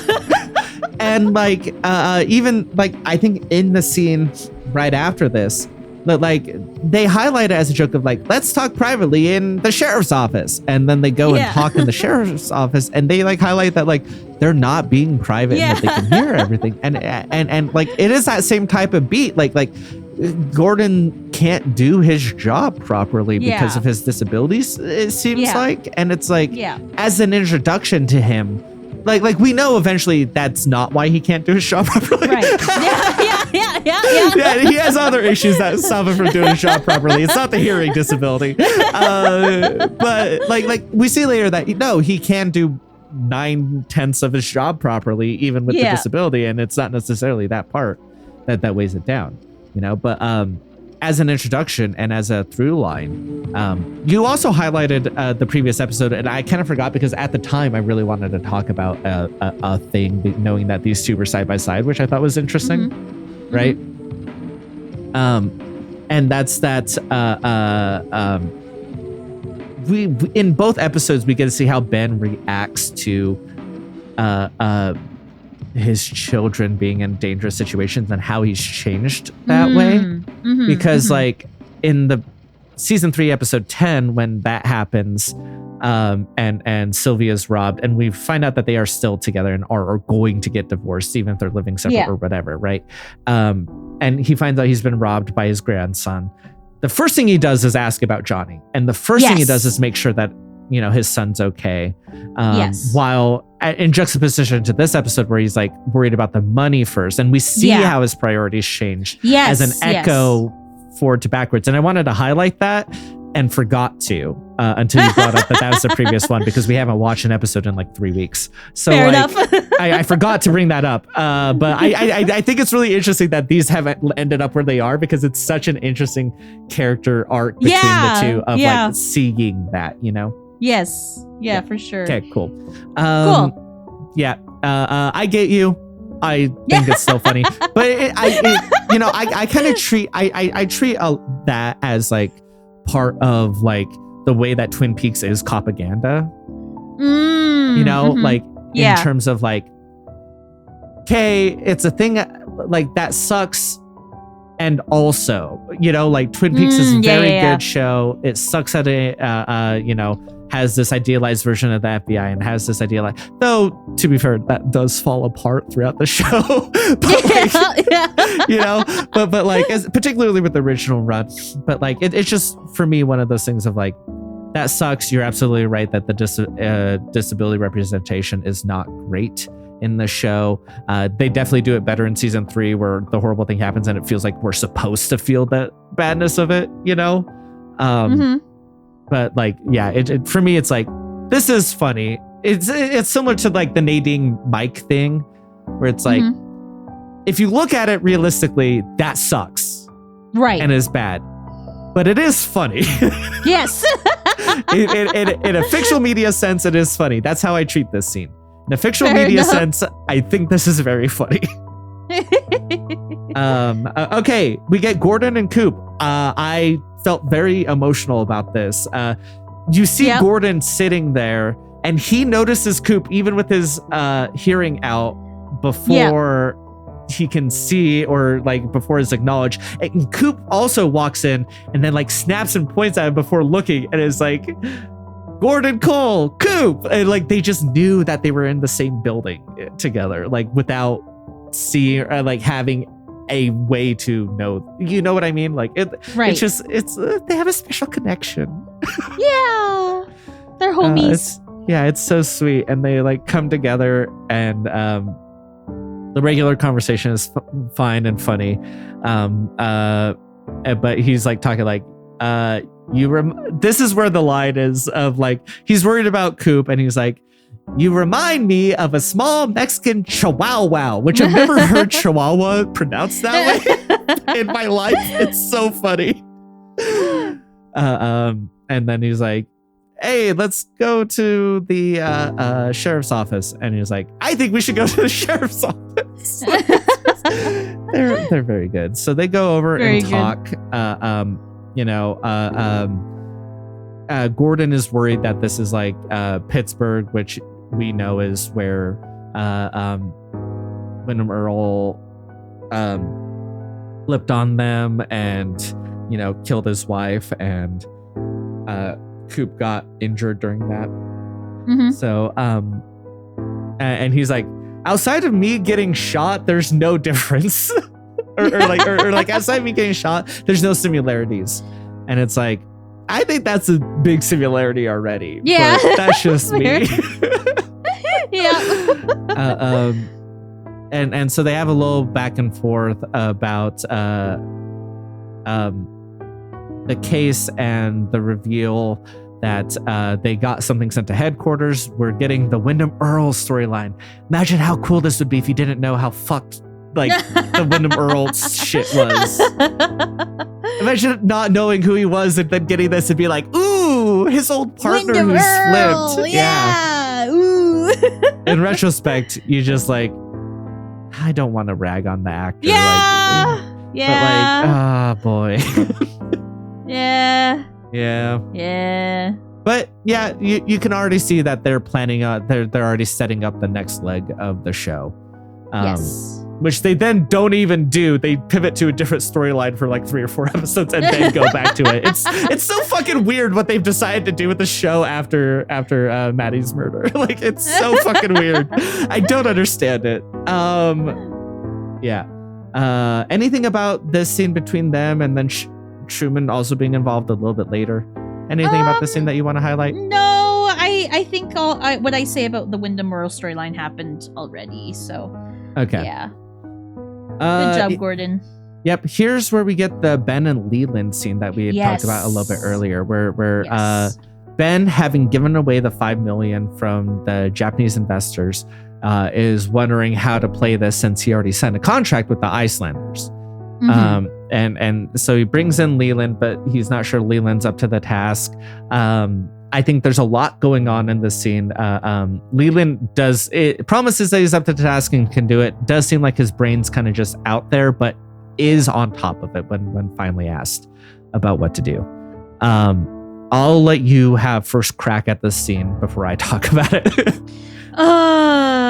It's like on surface level, it's a very like funny scene because they're like, ooh, like it's like a very like twirling mustache, like evil, like oh ho ho, like what are we going to do the evil plan, and then it tops it off with like, you know, them almost hugging but not really because they're not that type of people with each other at the end of that scene. But then like again, like the layers underneath this scene is super interesting. We got Leland, whose hair is like completely white now. We got Ben, who is like completely like, again, you can see the priorities of like the money kind of deal is like really important to him and all these kinds of deals. And it's just like it again, like I'm glad that this is like the last scene of like in terms of like Ben and like his character in this episode, because, and I mentioned it earlier, that like I love that they put these two together in the scene alone. Yes. And they're able to fully kind of like unmask themselves, because Leland has been it's been a while since I have watched a season 2 episode, and especially the ones previous to this episode. Right. But Leland is still like, I believe he's still playing kind of like the guarded father, like just lost his daughter type of character. Yeah, just constant meltdowns. Yeah. And so like I think this is like one of the few scenes where like the mask is completely gone type deal, where like he is fully like, I am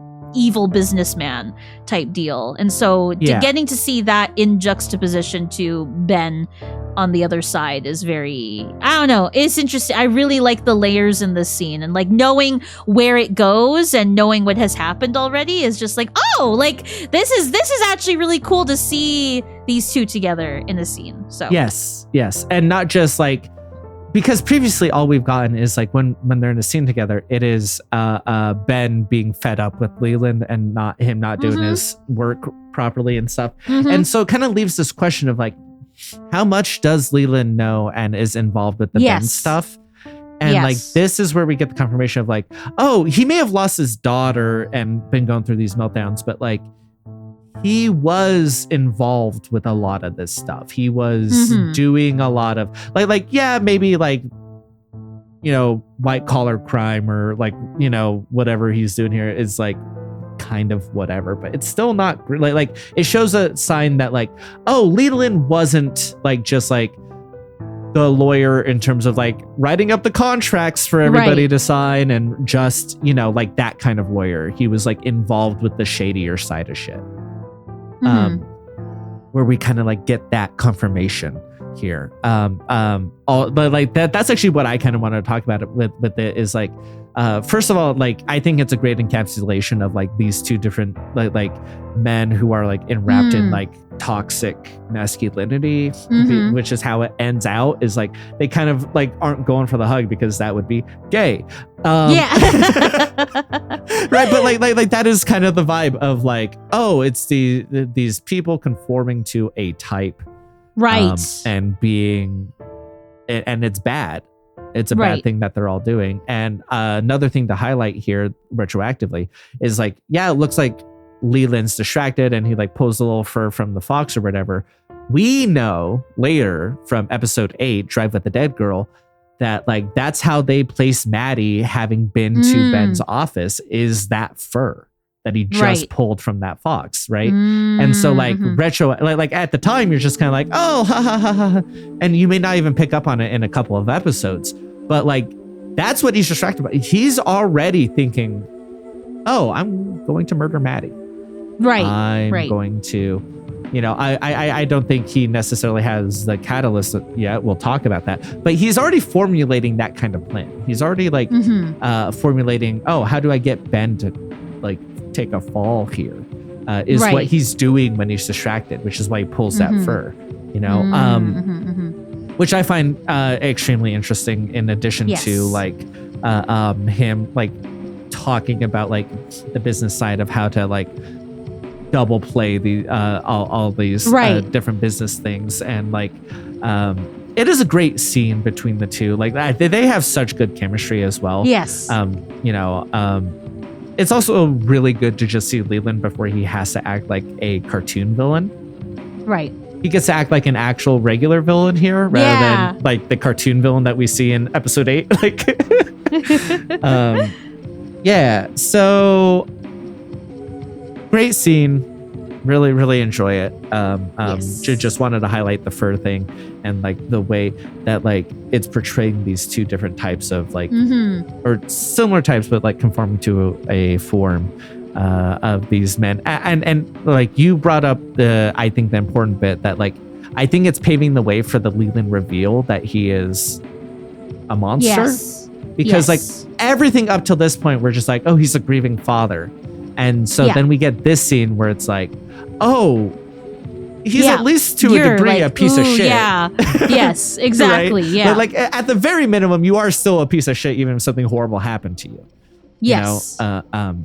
But it's kind of opening the door to he's not just the grieving father. Right. Yeah. Which is, I think, the important part of this scene. Yeah, so after this we get Ben and I put ... because we don't know it's Catherine, supposedly, even at the time everyone guessed it. Oh no, you missed a scene of Harry and Josie and Mr. Lee. Oh, that's right. How did I not write that down? Oh my god, you're so right, because I wanted to talk about it too. Harry and Josie are there. Josie's leaving. Jonathan is introduced as the secretary or assistant, and is told to leave, and they get their goodbye scene.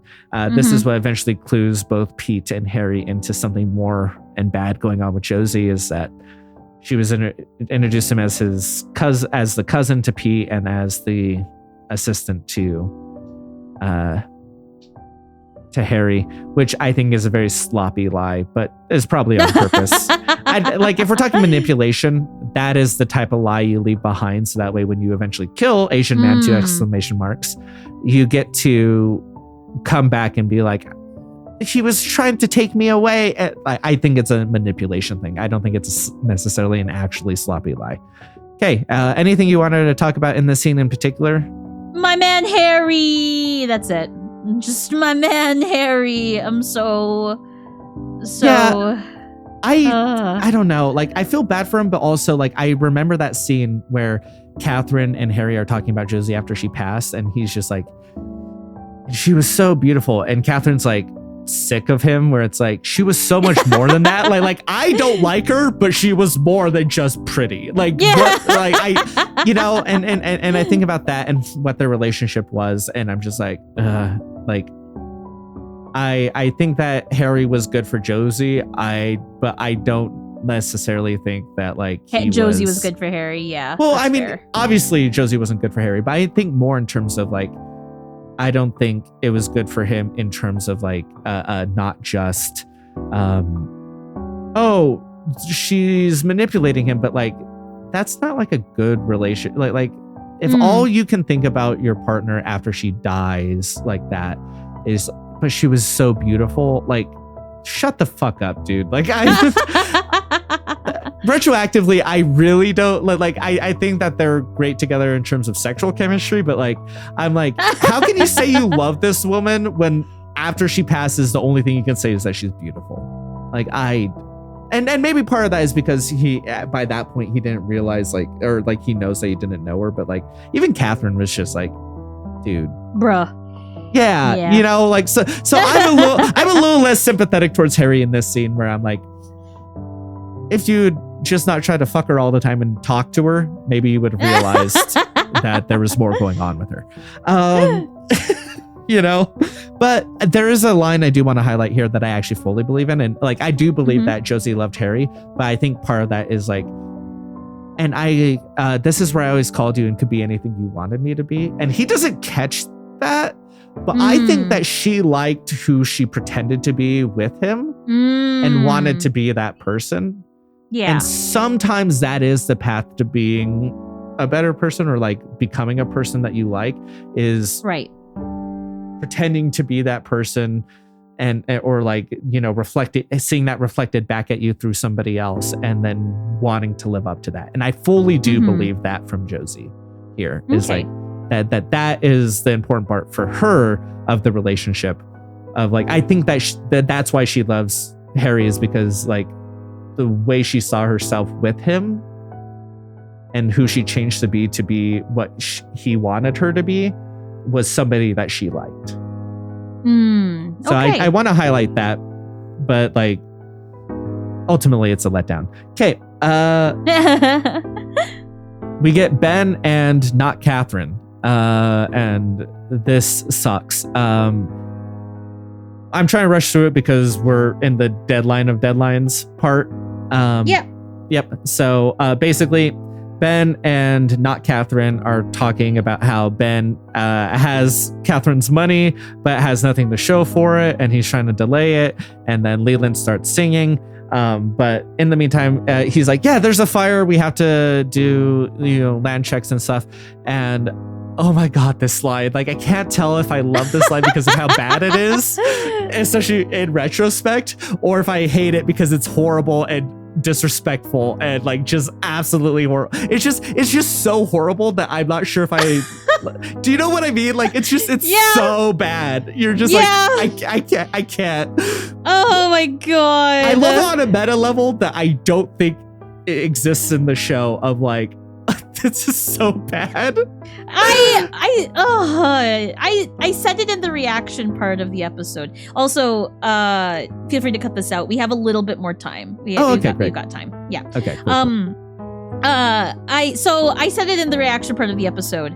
But like I said to you, I was like, this was supposed to be the plot twist. Like I was like, right. Why is it so like not good? Like this is like really bad. Like I was just so caught off guard because like I thought that they were going to have Catherine as kind of like a character in the back, like not a speaking role, but just like a character that is there to facilitate certain lines and stuff like that. But this is a whole ass scene with Catherine here, and I'm like, oh my God, this is so bad. Actually, it's such so awful. The accent she puts on is so bad, as in racist. And there's a line where he's talking about the fire and she's like,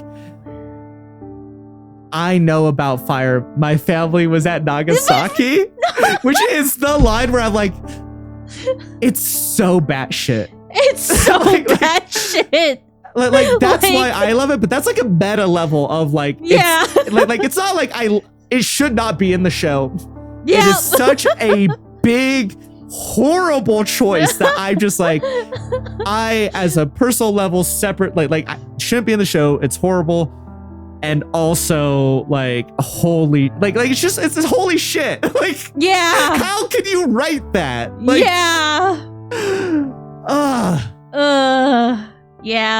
Yeah. Jesus Christ. It's Jesus so bad. Christ. It's so bad. And like, even with the Pete thing, which is kind of cute when you realize what's going on, still sucks because she's going like, thank you and stuff. Like it's like, stop it. Stop. Oh my God.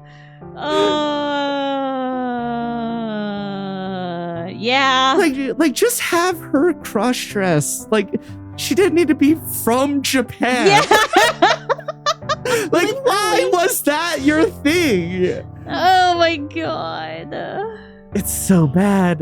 It's so bad. Like there's just it's bad. Like I don't know what else to say about it other than I was so caught off guard of like how involved Catherine was in the scene. Like and then it kept dragging on and on and on, and I was like, oh my God, this is bad.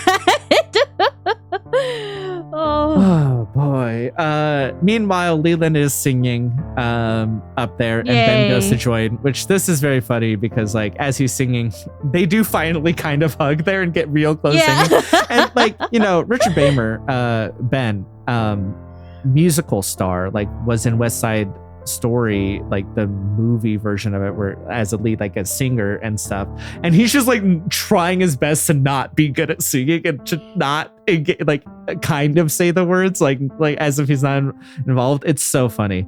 That's how him and Russ Tamlin, who is Dr. Jacoby, like that was the movie that they were on that together. Okay. But like so yeah, but no, he's like a big musical star, and then is like, I don't know this. Okay, yeah, sure, like sure. I'm sure you've never been in The King and I. So that's a funny little nod. But like as they finish singing, and there's a line there where he's like, at the end where Ben's like, you're going for the insanity plea, right? Like, hopefully some of these people are on your jury. It's like, she's just singing. Come on, man.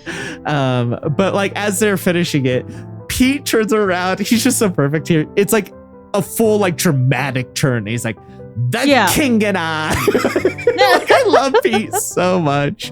And with this conversation with Catherine here, it's like, oh, you're not from around here, which, again, in context of what's going on, feels racist. But then he's like, can I buy you a sake? It's like, no, no, thank you. And then it's like, what about a cold glass of milk? Milk. Oh, I love Pete. Like, holy shit. I thought that was so funny. Oh Pete my God. is the redeeming part of this scene. Yes, like, quite literally. He saves the scene. Like, there is nothing redeemable about this scene until Pete holds up that damn glass of milk. Oh my God. I think it is important to have these two interact here because I think it is very cute retroactively of like them. Like that's Catherine, and he feels drawn despite not knowing. Yes. It just sucks that it's also coupled with what Catherine's doing. The racist stuff in there. Like, okay. It's just, oh boy. Yeah. So we finally get Philip Gerard turning into Mike as everyone's watching. I find it interesting that this part is coupled with a scene earlier this episode where Coop's like, I've gone outside the lines of my duty. I've done stuff like that. He's with his superior boss, and they're withholding necessary medicine that the man is asking for from him. With Gordon Cole even being like, if we give this to him, we won't see the other side. Like, we're not... You know, I find it interesting that they highlighted it earlier in the episode, and then we still see him not following through with what he said earlier. You know? That said, fuck, this scene's good. Yeah. This scene is a large part of why this episode is rated so highly for me. It is so good. It is a good scene. Lee Strobel, incredible actor, the one-armed man. Yes, I was so caught off guard of how his character changed. Yes, like it was so, I was like, whoa, that's an actor. Like that was super impressive to me. So initially, he was hired to just be kind of a cameo because Mark Frost and David Lynch liked The Fugitive, and there's a one-armed man in that. And so they just cast him as like, one-armed man as a little side thing. And then as they were, as he talked, David Lynch was like, fuck, you have a good voice. Hey, you're going to be in this dream sequence. And he's like, okay, yeah. And then like, sure. Then he had to come back, and then they had him play the role as Philip, who's completely different. And like, now he's just like a huge part of the show of like this like he's so good where he's like, no, please, I need it. And he's like in this higher register, and then like the noises he makes as he changes are like wild, like feral animal. Like it's so bad. And then eventually it calms down, and then he speaks, and it's just like way down here, like you know, like it's just so powerful voice. Not necessarily super deep, but like powerful, you know? It feels otherworldly. He has an otherworldly voice. Yes. Yeah. There's a few things I'd like to highlight here. Okay. But I want to give you first shot because some of the stuff I will talk about might clarify things that I don't want to clarify until you get your thoughts out about what the fuck this is.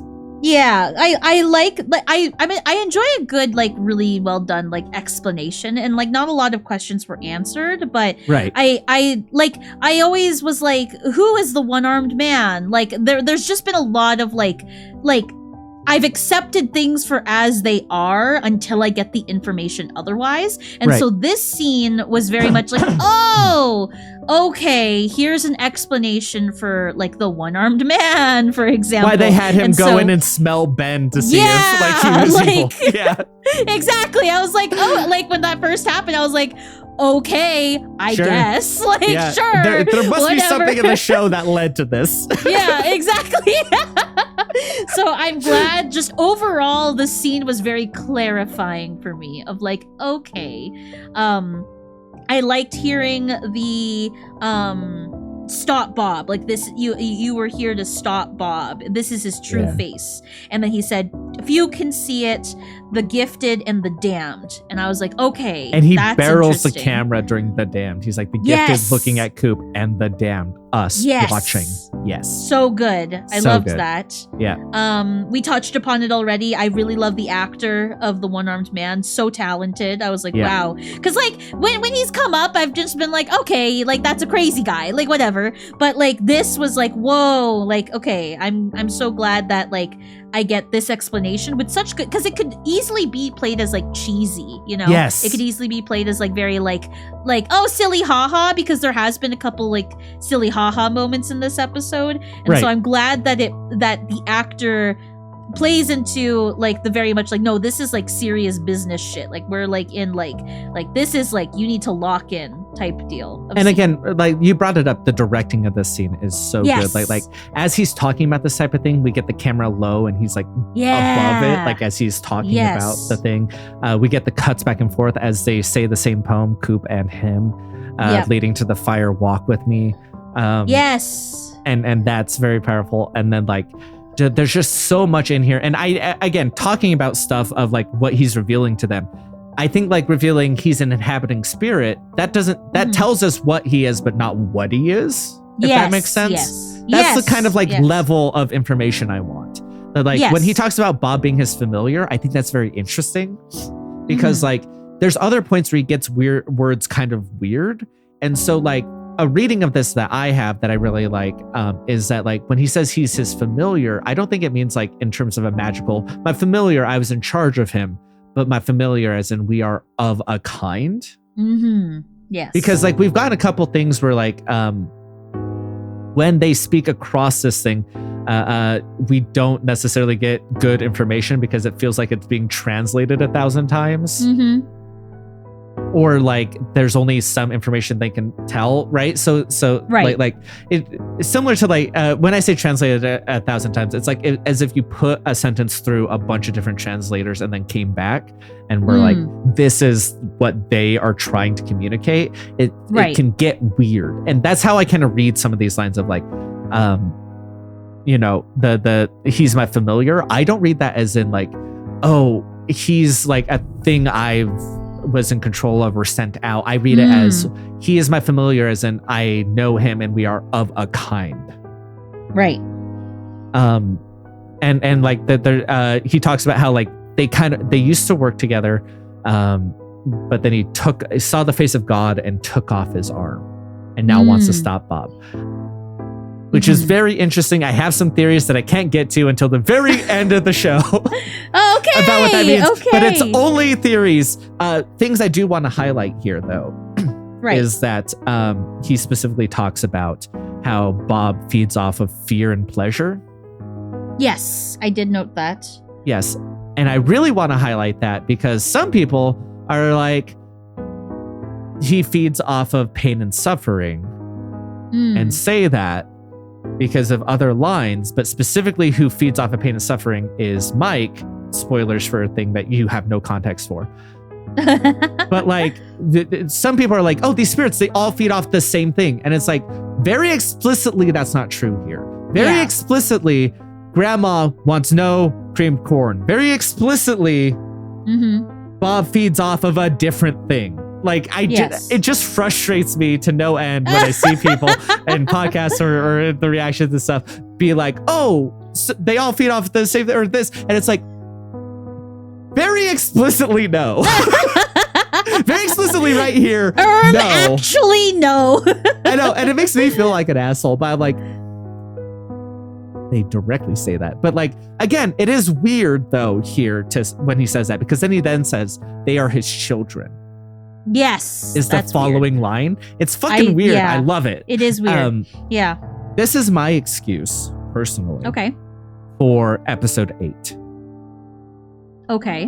Where we talk about how Leland, Bob, at post-killing Maddie, just goes off the deep end, is like not being subtle, almost hits Coop with a golf club, but like is driving and like has the body. I think it's Bob feeding off of Leland's fear of getting caught and kind of pushing the body. And like Leland's on a killer's euphoria, which is a thing that happens for serial killers, is like they will get on a high afterwards. Right. But it is also the fear of getting caught, the fear of Bob is feeding off that part of it. And so that's why he's putting himself in these type of situations. That's the only excuse I have for why that is the way it is. I see. Okay. I like that theory. I still don't love it, but like as a working theory I like the theory to fit there. I don't love that they went with that portrayal of him. But that's fair. Yeah, that is my excuse there. Okay. Yeah, it's just great. Just a great scene. And then as they're talking about where is he now?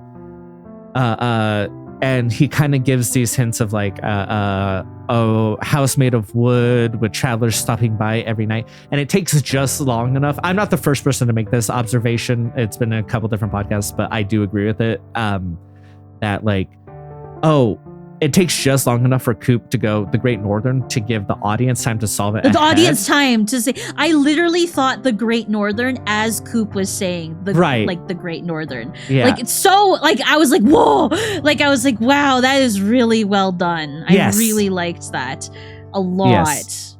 Because like I think there's a different version of it, especially with Coop the way he is like to go and be like the Great Northern, like immediately, but like they give just enough time for the audience to like catch up, and it makes you feel really good and invested, you know? Yes. Just great scene, great show. Then we cut over to like the establishing nighttime shot of the Great Northern, and then that's where the episode ends. Any final thoughts in the scene before we get into the final closing? No, I think you hit everything that I wanted to. That was really good scene. Good soup. Good scene. Yes. Yeah, no. So, normally I ask, and I haven't asked this in a while, what do you make of the title to the episode? I think it just is the end there. But I also think in terms of title, I think it works really well with like Ben, Leland. Yeah. But specifically, I think Demons is in terms of like, if this is the start of Ben's journey to becoming better, is like the acknowledging and starting of fighting his demons. I think kind of works here retroactively, which to be fair, these titles were done retroactively, right? This was done when it went to Germany and were unrelated to us and or like to people putting it out here. And like, so yeah, but you know, I like that reading as well as like this is him seeing his demons for the first time. We also get Mike as a demon. Yep. Josie has demons too. Like Josie has demons coming back to haunt her. I like that. That's a good one. Yeah. One thing that like I really liked too was I didn't mention it. It's the very first scene with Harold. The flowers looked like demons. Like they looked like monsters. Ooh, and I didn't say it at the time but like in the reaction I was like, "Oh, what is that?" And then I was like, "Oh, it's you a had flower." like and those shots are great because it gives like they're flowers but it's horror. Yes, exactly. No, I absolutely love that reading. Also, like this is where Wyndham Earl pops up again as demons for Coop. Like that is his demon, right? Yeah. Yeah. I mean, as disappointing as it is, that is his demon. You know, like so in terms of that, like all of these demons are popping up for everybody, really. Yes. Yeah. Very good title episode. Very well. Good job, Germany. Good job. Anything about the episode as a whole that you want to talk about? Very well, like, good episode. And like, honestly, Mac, if I were to make this list, I would place it higher but specifically because of the watch order that we're doing. Like, if we were to rank episodes based off of the watch order, this is such a good episode for our specific watch order right now. I will say that's not fair. You haven't seen what comes after, so you don't know if it deserves to go higher. But I really appreciate that, because my usual follow-up question is, hey, do you agree with where I rated this? And it sounds like, yeah, you think this is the best one so far that we've seen in terms of how we've seen it, at the very least. You don't know. Maybe I absolutely cooked with this list, and every episode you're going to be like that. Of like, yeah, this should... I have a sneaking suspicion that you will think the following episode isn't... You might think it might be as good in a normal terms of set of episodes. I think for the way we've watched this, you will think that it should go higher. Okay. I guess we'll see. Yeah. But yeah. So you do agree with my ranking then? Yes. So far, yeah. I do. That's very funny. Yeah. No. As for why I rated this where I did, I think even the weak points of this episode that we did highlight. Okay, with one specific bubble, the racism is not okay. The horrible, the yellow face, the bad accents, the Nagasaki line, all of it. Okay, that is a huge fly in this ointment. It's really, but in terms of like quality of show, the worst parts of this episode are still pretty fucking good. Like, I think the Ed and Nadine parts are pretty good. I think that the Josie parts are let down by the broader show, because what we get in this episode just by itself is actually really good.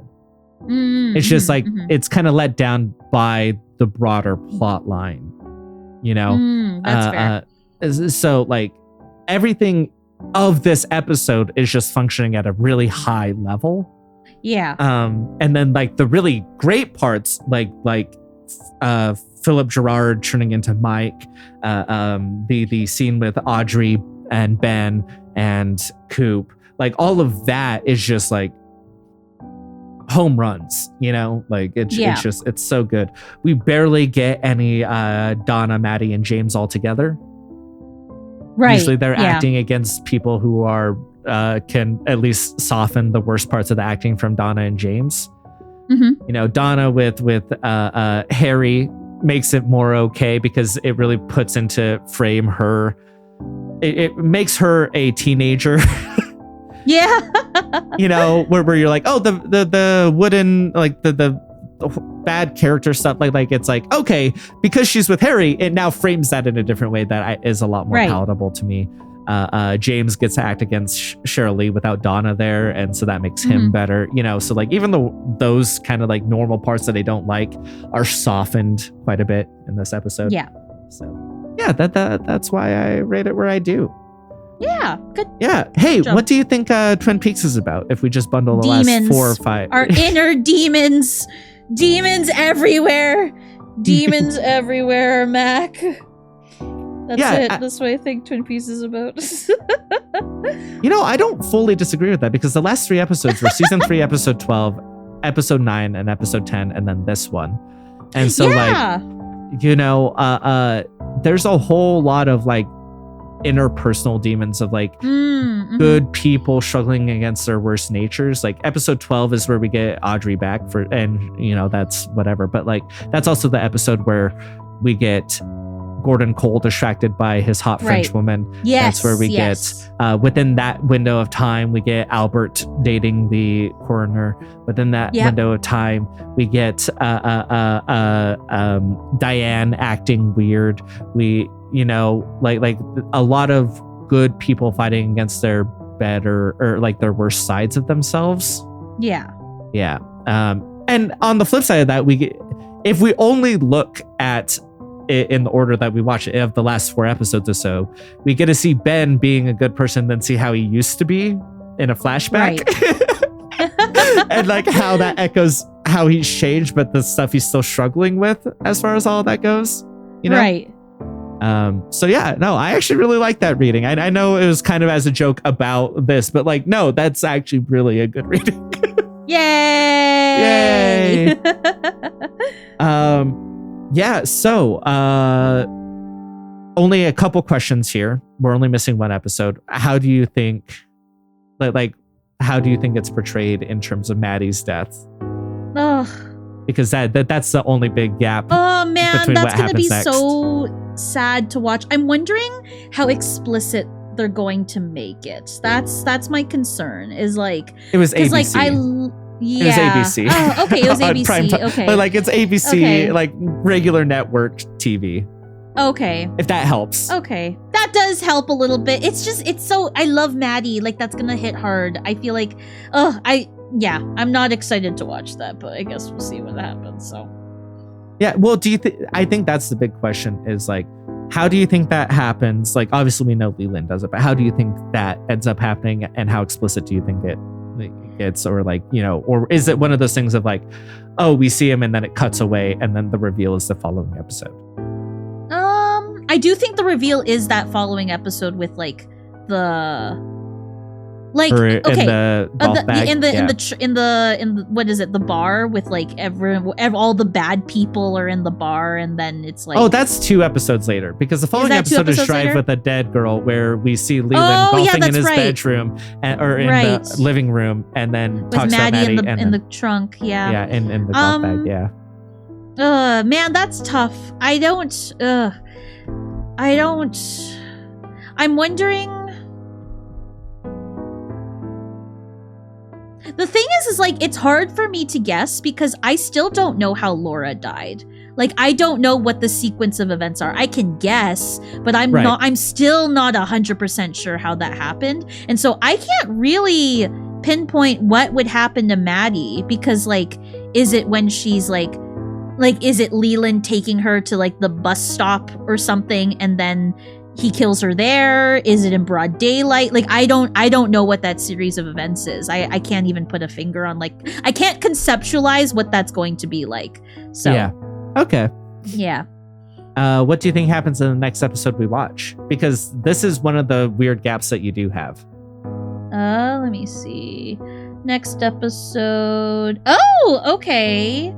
Oh man, I don't even remember what happens in that season. Like, I have to go back to my notes. Like, what was, oh my god, what did they even leave off on?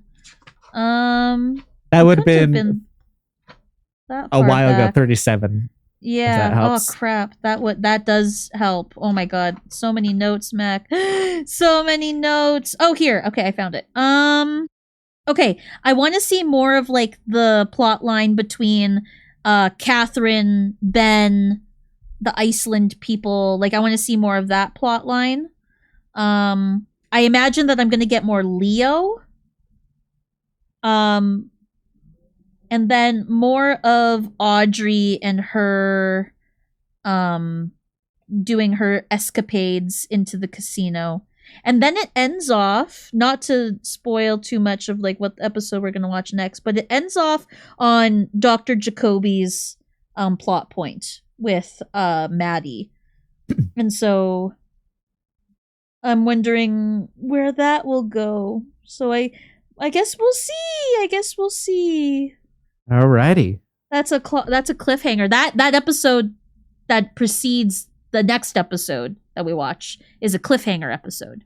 So I'm wondering if it's going to reflect, because like we mentioned it at the beginning of this episode, that like it was nighttime still. Like it was still the day before at the first part of this episode. So I'm wondering if this episode reflects that to follow up on that cliffhanger of the previous episode. So Okay. Yeah.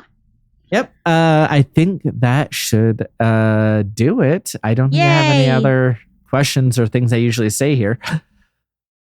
Okay. All right. Yep. So remember to save the pine weasel. And brush your teeth.